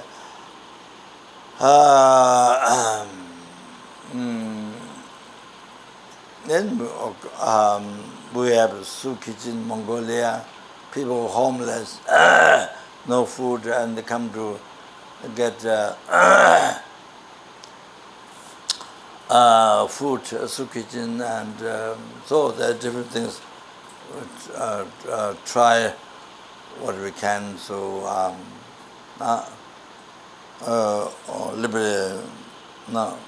besides teaching meditation or some words of Dharma, I don't know Dharma, but some words, few words I'm familiar, some words little I know, then I teach to teach the few people. So it seems maybe help them. So to stop harm other sentient beings and then benefit to other sentient beings. So that way it helps the world.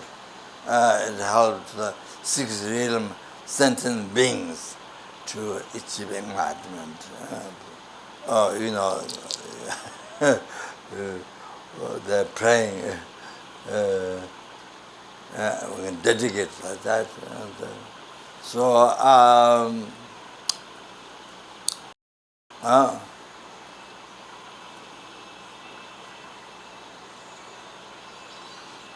Yeah, so what was I saying?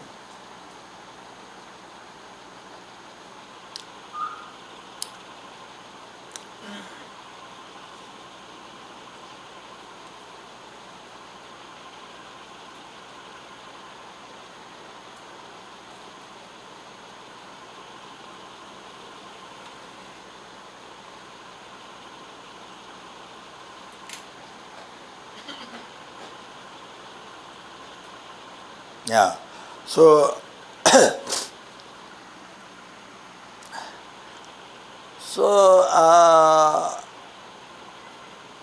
practicing Dharma.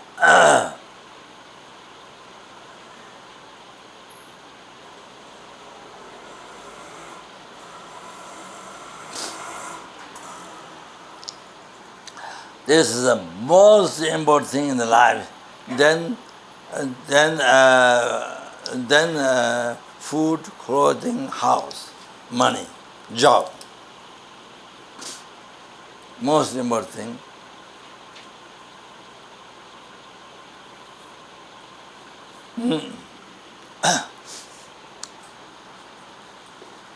Money came from the happiness. Money came from the Dharma.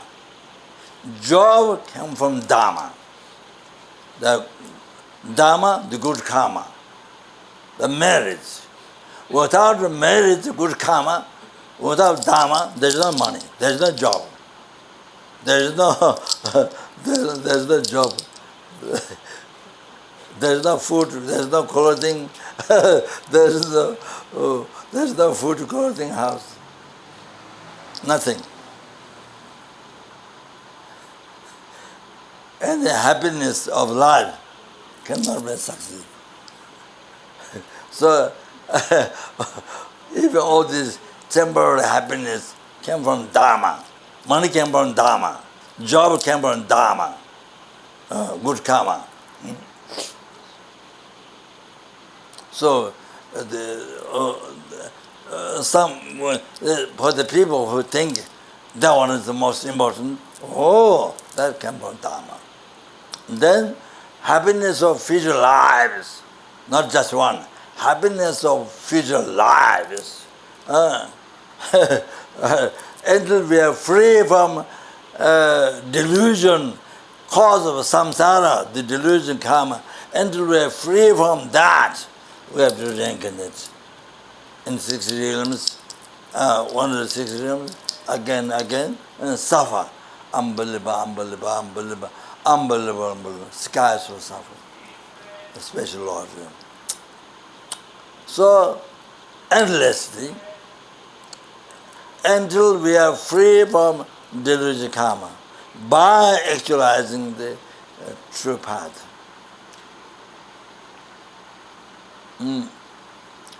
True path and true path and true cessation of suffering. Until that, until we actualize the remedy of the samsara, the samsara suffering, the dharma, the true path and true cessation, until we actualize. Until we actualize, otherwise we are born samsara continuously, endless, suffer. So, endlessly. I don't know when we can actualize path and totally liberated from the delusion karma. When? So when? That's a big question. So future life is not just one. Until we are free from delusion karma, always reincarnate under the control of karma delusion, always reincarnate in samsara and suffer, which you have done numberless times already in the past, from beginningless rebirth. 6 realms already we have numberless times and suffered numberless times. Desire realm, formless realm, numberless times, through shamatha, Egypt shamatha, and then there's 4 levels of stable contemplation, something yungoshi, something shi, we actualize 4 firm contemplation. Then that time we are born in the formless realm, form realm, and then go even bored of inner happiness derived through meditation, and then the 4th one, form realm, 4th one, the kasa, firm contemplation, the 4th one which is being bored of inner happiness. And then you think the formless realm, more peace, happiness, then you realize form realm, not only desire realm, only suffering, but form realm, only that you are suffering. And that formless realm, looking more peace, happiness, then you get born, through 6 analyses, you get reborn in the formless realm. And then there's 4 categories, Nangataya, infinite sky, infinite consciousness, nothingness, triple samsara. So we have been born there in those realms numberless times through meditation. Triple samsara, the highest triple samsara, we have been numberless times. And didn't get a renunciation to that. So then after finish the karma, they can born in the lower realm or the human realm, form realm, like that. So been numberless times. So therefore even the Hindu religion, I think maybe in the world the other religion, maybe one which is more meditation is maybe Hindu, and that through Hindu religion, the way of meditating, how the desire realm, formless realm, nature of suffering is different than the way the Buddhists meditate. So therefore, in Hindu, through 6 analysis, desire realm, you see all the nature of suffering, and then you get born form realm, and then form realm after you're born there, and then you realize through 6 analysis, then you see the 7 categories of form realm, only nature of suffering. Then you get born formless realm, also nature of suffering, except the last one, Chibita Samsara. There is no other high realm to compare to. And that one is more peace, happiness, and Chibita Samsara is more suffering. There is no other high realm. So you don't get renunciation to that one. So that's the blockage. So you don't get renunciation to the entire samsara. So most realm you get renunciation, but not the last one. So the way of meditating is by comparing. Then last one doesn't have antidote. So like that. So never become free from samsara. So we are we don't. Neither we have an omniscient mind, nor we have ordinary clairvoyance to remember past lives and how we suffered. We don't remember. Even coming from mother's womb, we don't remember. In meditation course at the Khor, we have done now so many times. This is 1 month meditation course. We used to do 2 times before, and then we also Lama Yeshe and myself had to travel to the west, so could do only 1.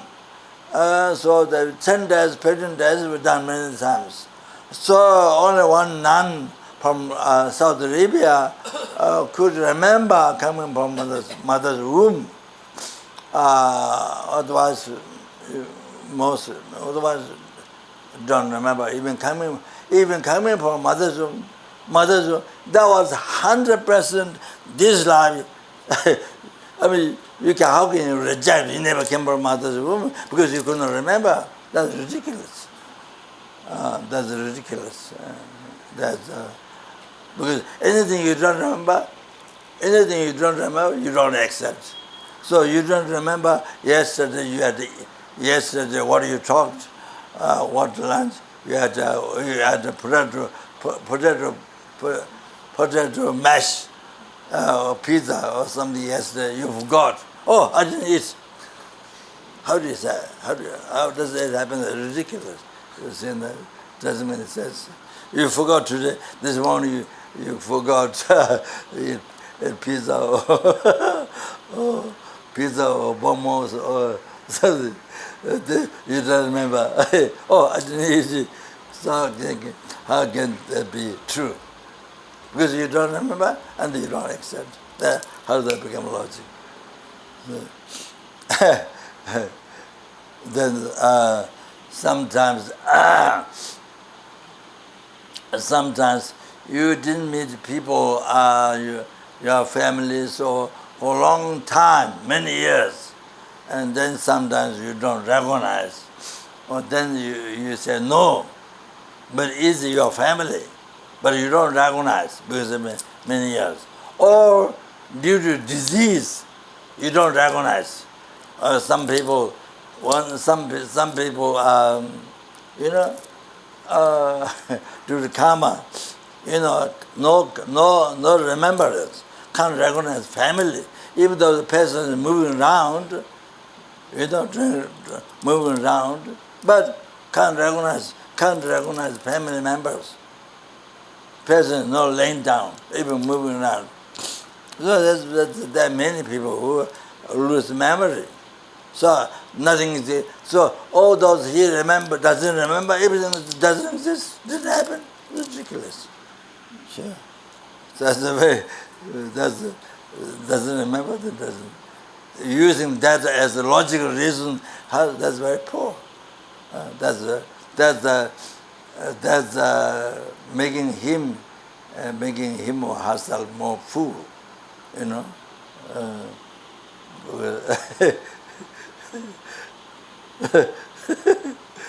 Then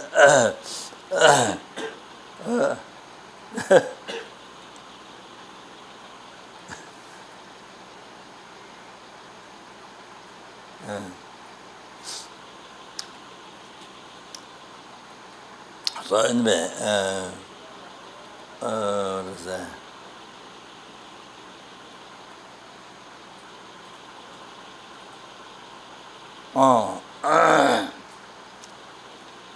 So neither omniscient mind nor ordinary clairvoyance we have, nor ordinary clairvoyance we have. Nothing, you know. So so many things can't remember. So many things we have done in this life don't remember. So and more children time who don't remember. Longer don't remember. So coming from mother's womb don't remember. Of course we accept coming from mother's womb, of course. If you don't remember. Big mother's womb 9 months around, you have to accept that. Otherwise you're born without mother. So anyway, so similar like this, something past life you don't remember. So then life after this. So yeah. So that there is nobody, I want to say, there is nobody who discovered only one life. There is nobody who discovered, who realized only one life. There is nobody. But there is numberless sentient beings who remember past life, who can see future life, who can see others' past, future life. There are numberless human beings. There are numberless sentient beings. There is. One American man made a book. There's much book like Sadhu dictionary like that. He went countries between East and West, and those I don't know. Those some countries he went research on the reincarnation. Children and older men who can remember past life. More children, then some older men. So he made a big book. So he gave me. So many children who can remember past life and next life, or also old people. So he made a book. He gave me, so I gave it to Kabbalah Library in Nepal, Kabbalah Monastery. So I didn't read. So we have many who can remember past life, whose memory is more clear, not clumsy, not a fool. Memory is more clear, can remember one past life, two past life. So through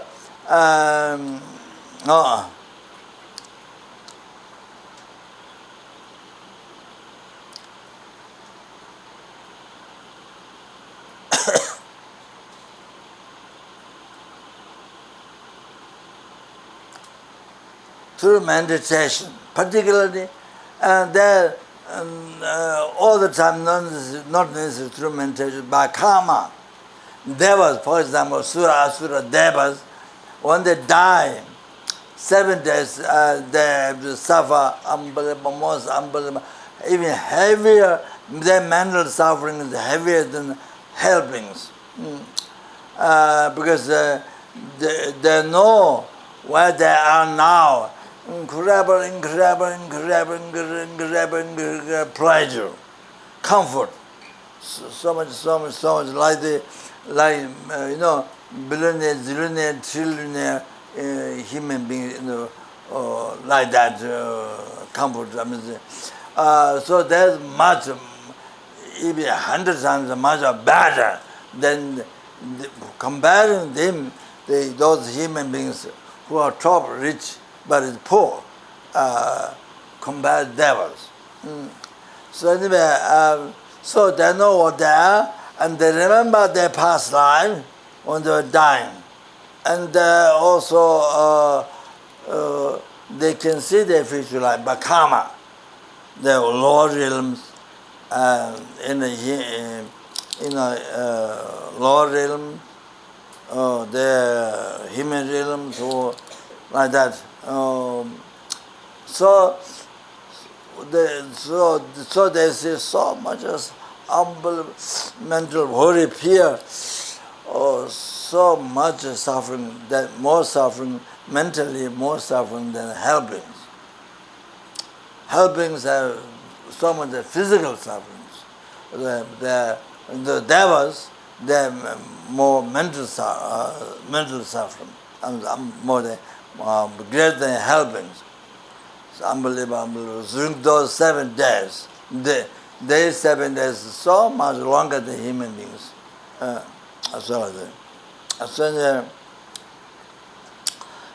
The intermediate stage beings, they can remember the past future by karma, not meditation. So they can see far things by karma. So anyway, through meditation, mind get developed through meditation, like samatha. By achieving samatha, then you have clairvoyance. You able to understand others, able to read others' mind, understand others' mind, and past spiritual life, so forth. Then get more you develop the mind and get deeper and deeper knowledge.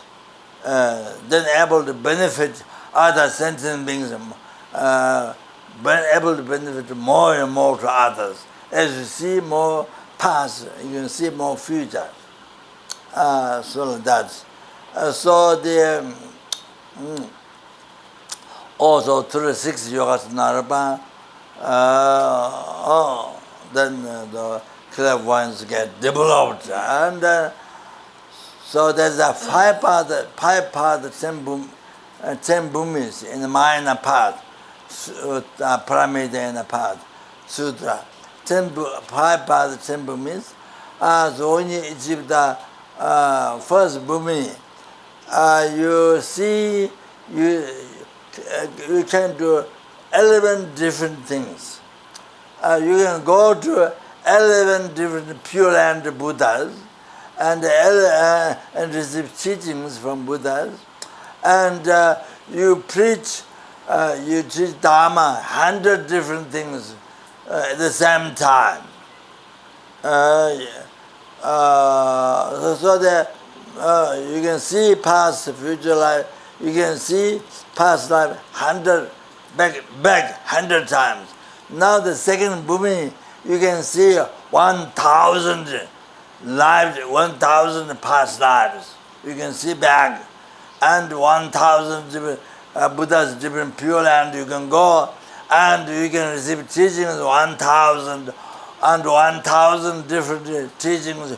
You can give to the sentient beings. That's about different 11 different things what you can do at the same time. So then number, as you reach higher bhumi, then what you can do is the unbelievable tens and thousands, millions, then number 8 bhumi, 9th bhumi, 10th bhumi is unbelievable, not yet enlightened being, but what it can benefit to the sentient beings. For example, this large mountain has how many dust, how many centigrades, how many dust it has, can see very clearly. And then,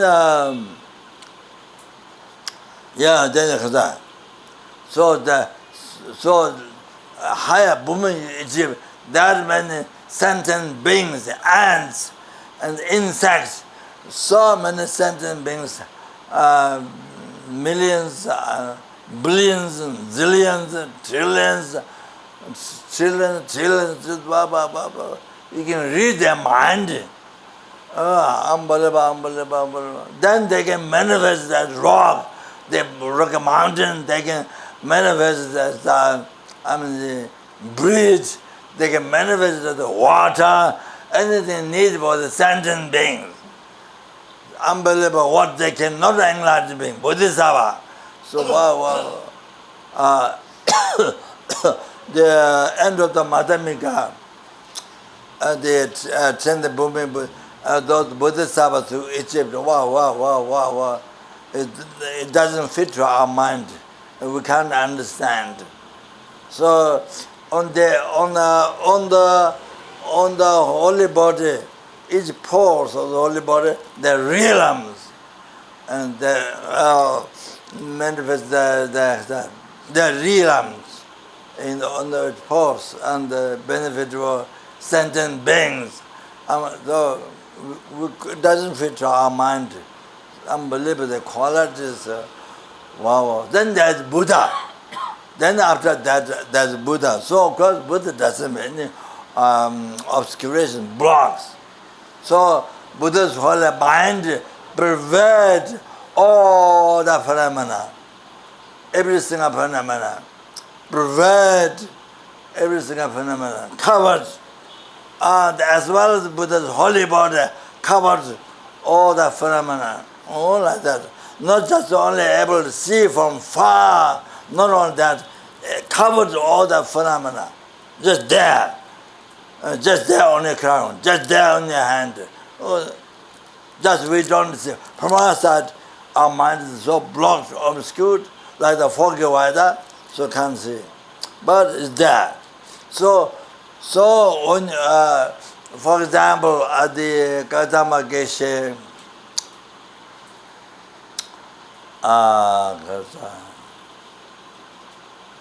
Gautama Geshe Sayurwa.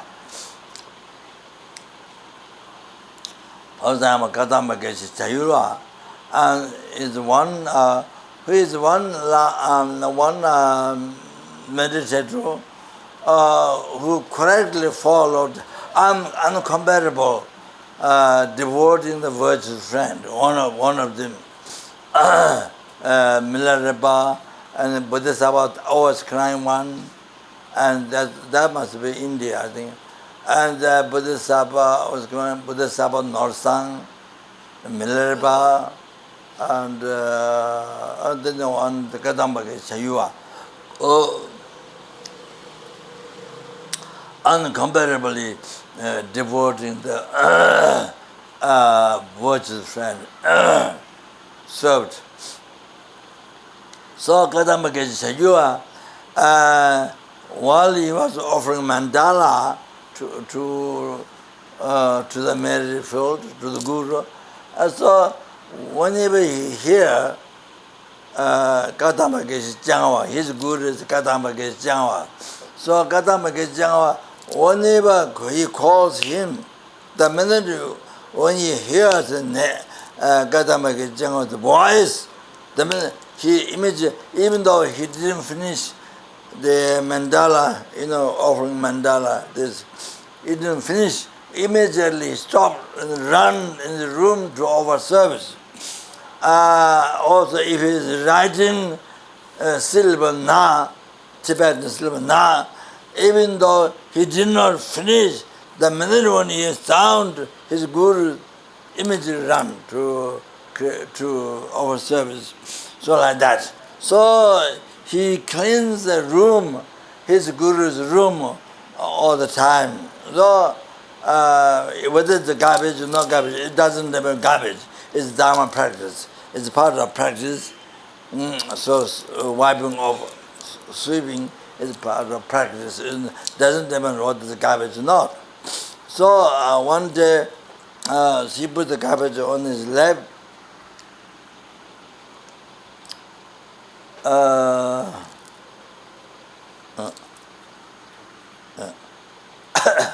He put the garbage on his lap. Then he was carrying down. When he reached downstairs to throw the garbage outside. So when he reached the third step, then he reached his mind, the Bodhisattva's path. There are five Bodhisattvas paths. Path of mind, path of merit, path of the preparation, rising path, path of meditation, path of normal learning. So, 5 mind paths. So, he reached, by cleaning his guru's room, then he will reach, carrying garbage, reach third step, then he reach his level of mind that going higher. Then the path of merit has 3 levels. Small path of merit, middle path of merit, great path of merit. So his mind was in small, middle path of merit or small path of merit, I'm not sure. So third step one is his mind reached the great path of merit. His realization went higher. So when you reach that realization, then you see the Buddhas. Just that. Numberless Buddhas, not Samadhika aspect, not oneness, also my heart, Dhammaka, not Samadhika aspect, but Nimmana aspect. So usually when you reach that level of path, you see numberless Buddhas wherever you are. So just there, he sees numberless Buddhas in the Manaka aspect. There, third step. So, like that. I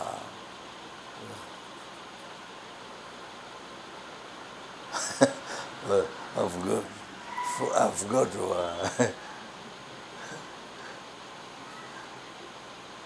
Yeah, that's right.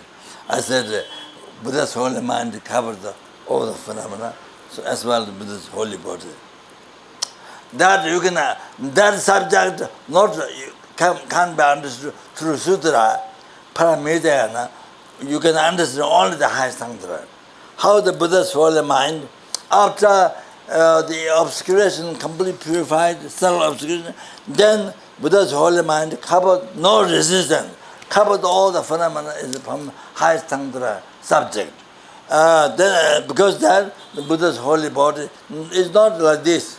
It's not like this pain and there's a bone flesh. No, that's talking about subtle body.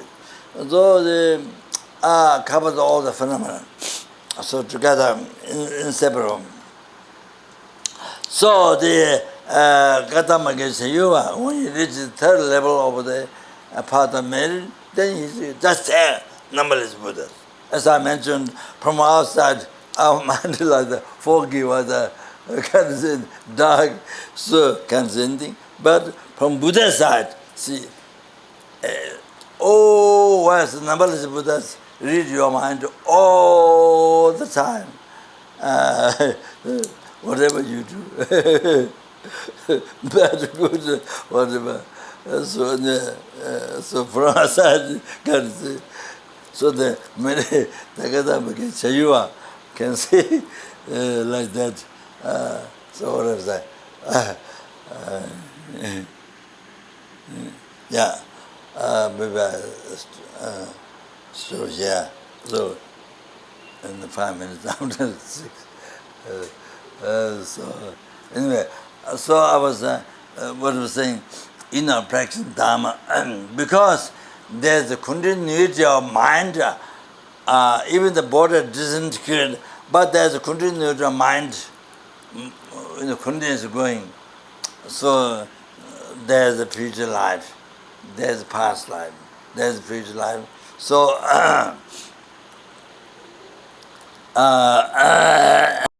So until we are totally free from delusion, karma, then endlessly we suffer. Life beginninglessly we suffer, endlessly we suffer. So this is not an easy thing at all. It's not an easy thing. Even small problems in this life can't stand. How can we stand it? Those lower realm sufferings and the endless suffering of samsara? There's no way. So therefore, solution is only Dharma.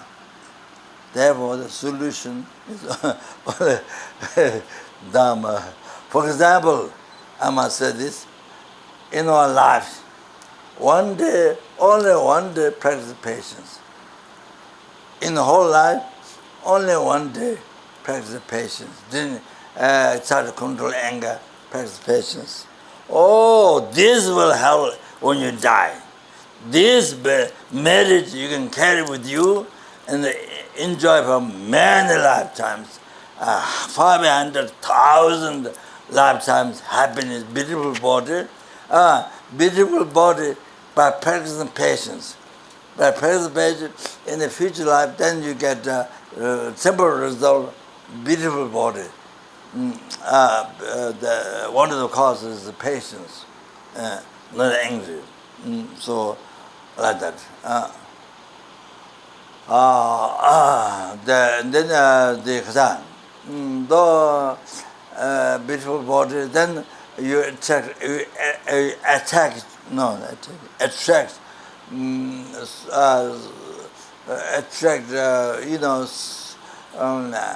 so many people in the world, and then you can benefit. And then this way you find, then you can benefit. You can spread Dharma, you can benefit to so many millions or trillions, whatever, to the world, like that, benefit so many sentient beings, and the ultimate to bring the enlightenment. So,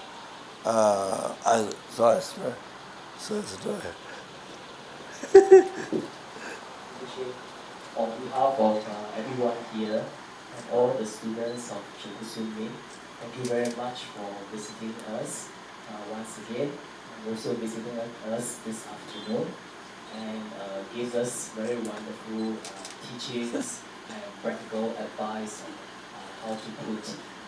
how to practice Dharma, especially for us who are mostly beginners and we are new to Buddhism. So we look forward to more of Rinpoche's teachings tomorrow evening at about 6:30.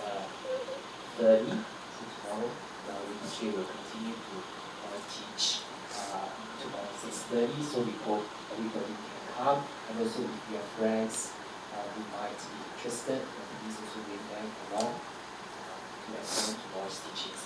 So we will now offer a short offering to Rinpoche to thank Rinpoche for the teachings.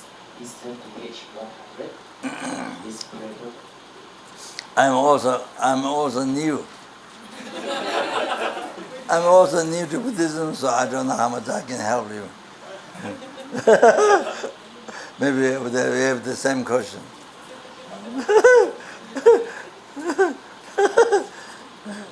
So, sorry, today didn't have much more the reasons to why it's important Dharma. Again, to remember.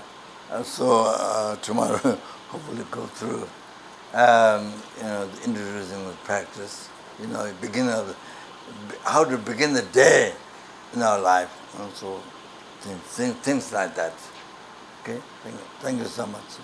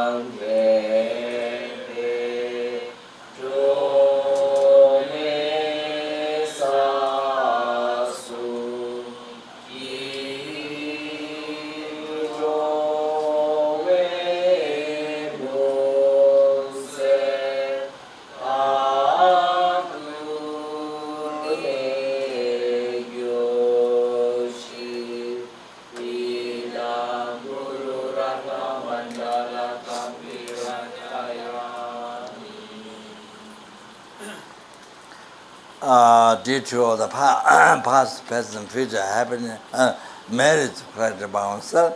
Three times marriage collected by numberless sentient beings, numberless Buddhas.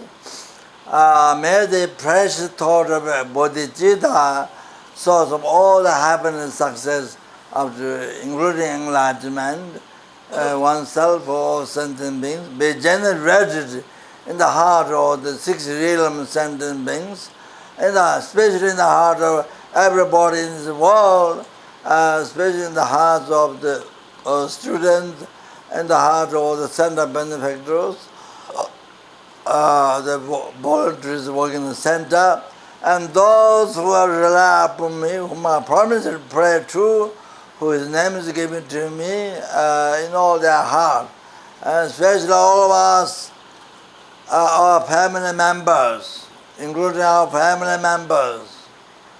Without delaying second, generate bodhicitta, and bodhicitta generated in others' heart may it be increased.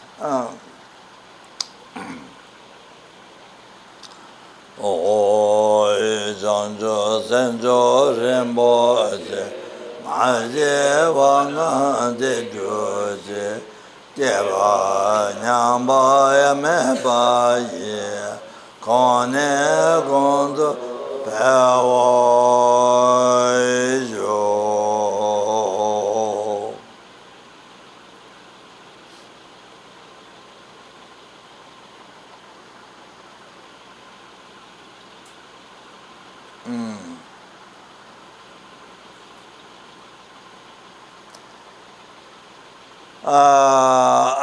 Due to all the past, present, future marriage, collected memory, three times marriage collected by numberless sentient beings, numberless Buddhas.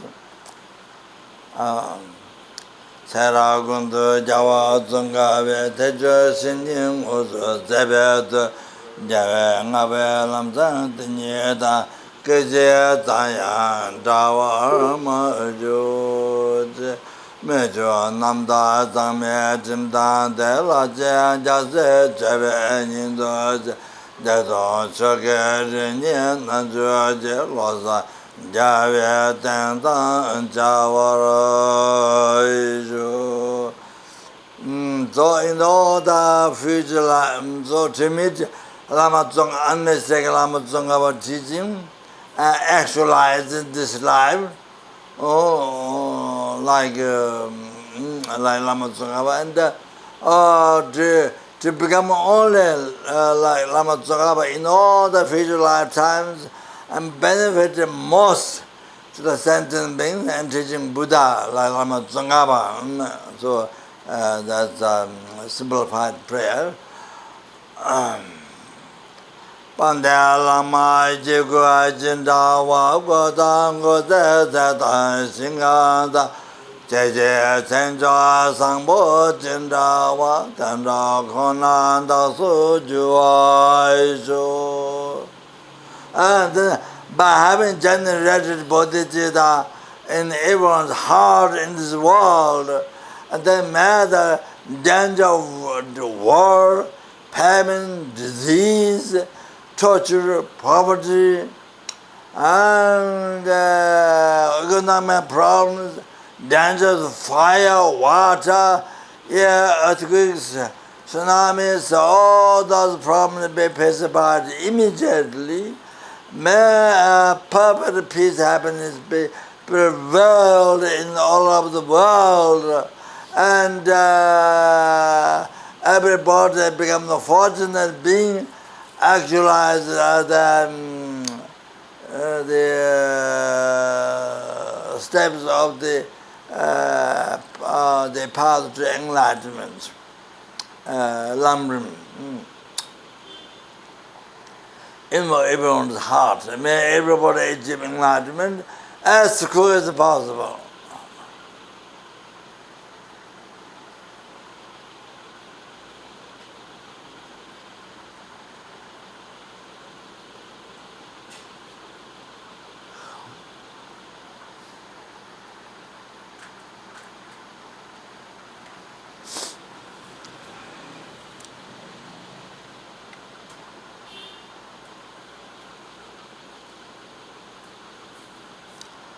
The most important prayer to never rise.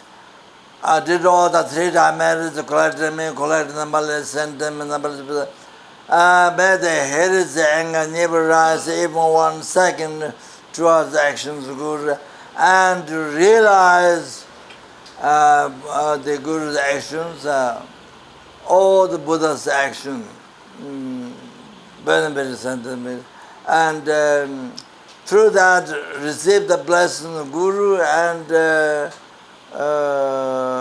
from that receive all the realizations from the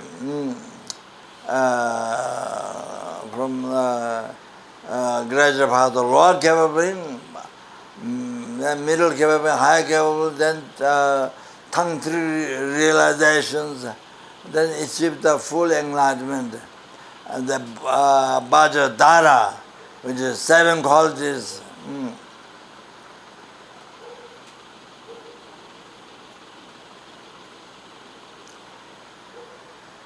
Pandela me namba tawa Geshe Wangdu mi je jinde leba tongwa mugu je la me che la sam la ju ba ju.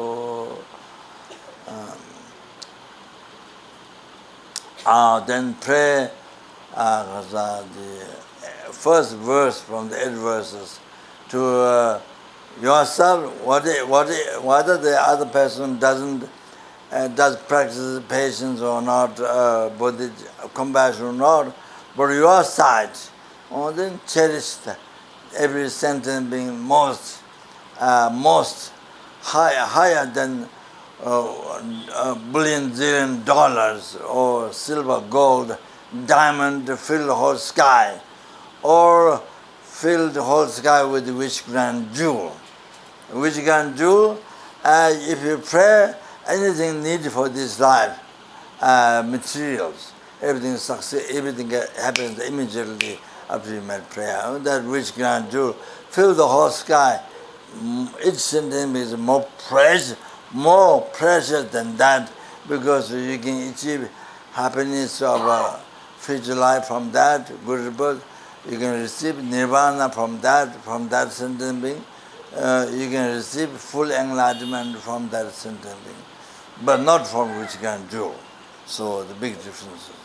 So the each sentence is much more precious, much more dear, much more kind, and you are wish fulfilling if you sentence being. Tanya samja tamja la yishe no le la be tenja drive samba ye tatu cheba zambara isho. Then yourself become wishful towards all the sentient beings, as Nagajira mentioned, like wishing on a tree in the pure land, like wishing on jewel. Yourself to become all the sentient beings from life to life. To give happiness, all the happiness up to including enlightenment. Danye yeshe no ta androvayi dabe ngovo tata androvada ila rewa yonzo jevayi pasajen Sindan Dawar Sho. Oh, the last dedication, that means did all the past, present, future marriage, collected by me by sentient, numberless Buddhas. This marriage which exists in my name, merely labeled by the Bali's mind, but because of that, do not exist from its own side. It's totally empty. It exists, but it's totally empty. May the I do that, do all those merits which are empty, do that, may the I who exists in my name, but not but, because of that, do not exist from its own side. Empty, totally empty. While it's empty, it exists. The I. Achieve the Guru Shakyamuni Buddha's sort of omniscient mind, which exists in my name, because do not exist from its own side. Totally empty, which is totally empty.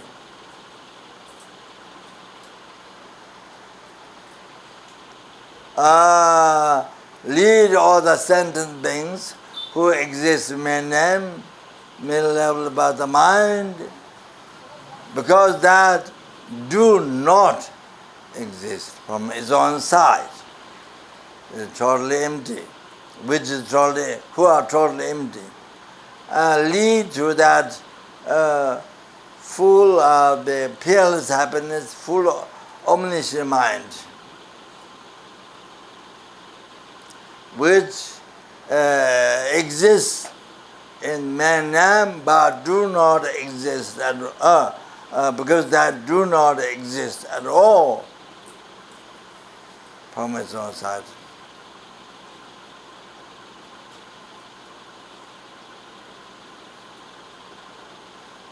Brahma sub alone, who exists in name, but because that do not exist at all from its own side, totally empty, which is totally, who is totally empty.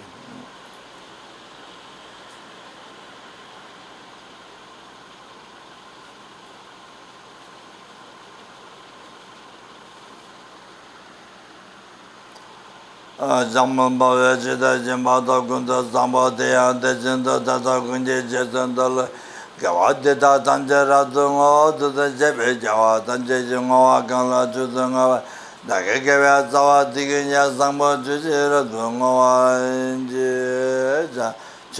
spread the Lama Zonga teaching in your heart and in the heart of all sentient beings.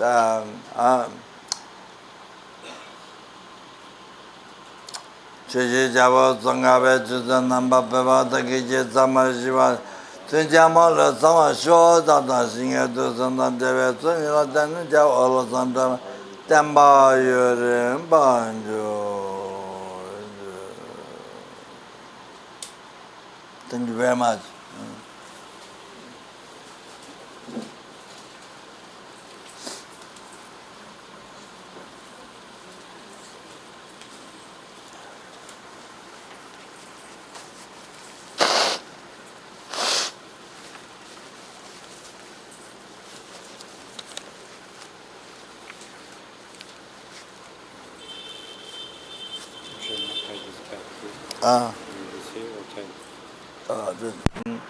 And the other way is going to Lama Zopa Guru Yoga practice going to High Tantra.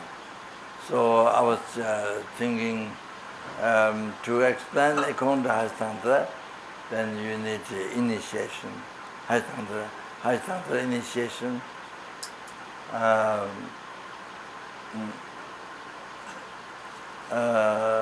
So so it's become kind of a question. It become kind of question. So is, of course, it can be explained according to Sutra, but it's short. And Please give us highest yogic tantra initiation. highest yogi.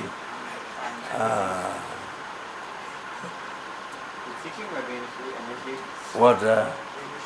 And then, now, what is the name of the highest yogi in India nowadays? Lama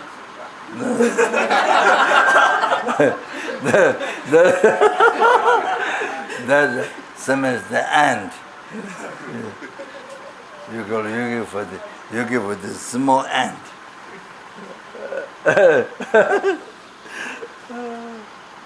Okay. Yeah, we see. So that's to explain according to Tantra, then you need the initiation. So, like that. It's okay. So we meet tomorrow. All right. 6:30. We'll talk about tomorrow.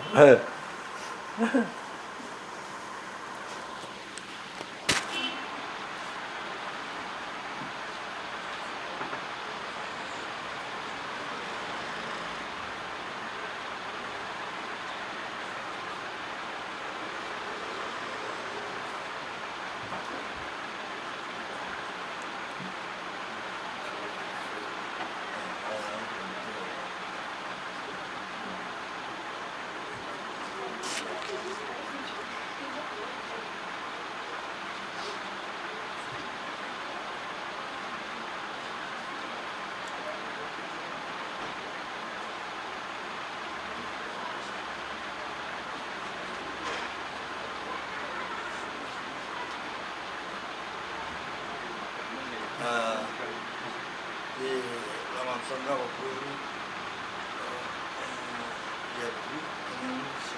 Yes, we do. Yeah. From the library. FPMT. FPMT booklet we have it printed, 100 copies.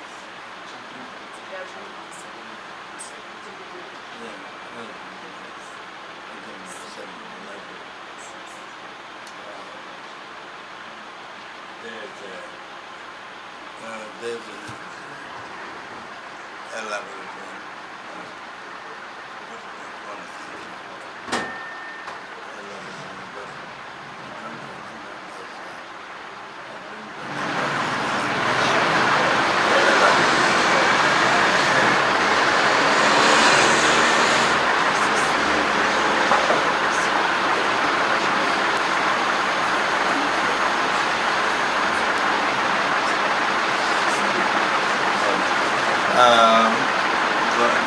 not the initiation, then maybe that need to part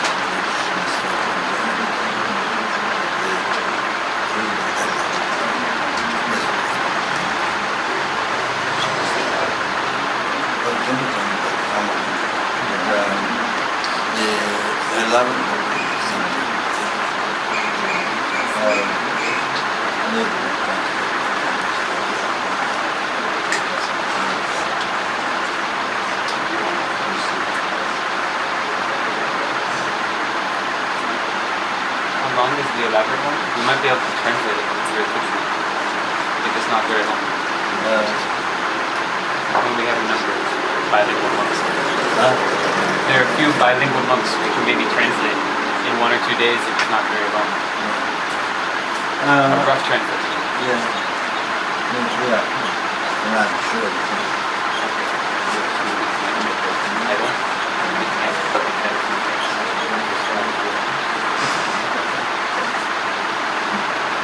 Very well.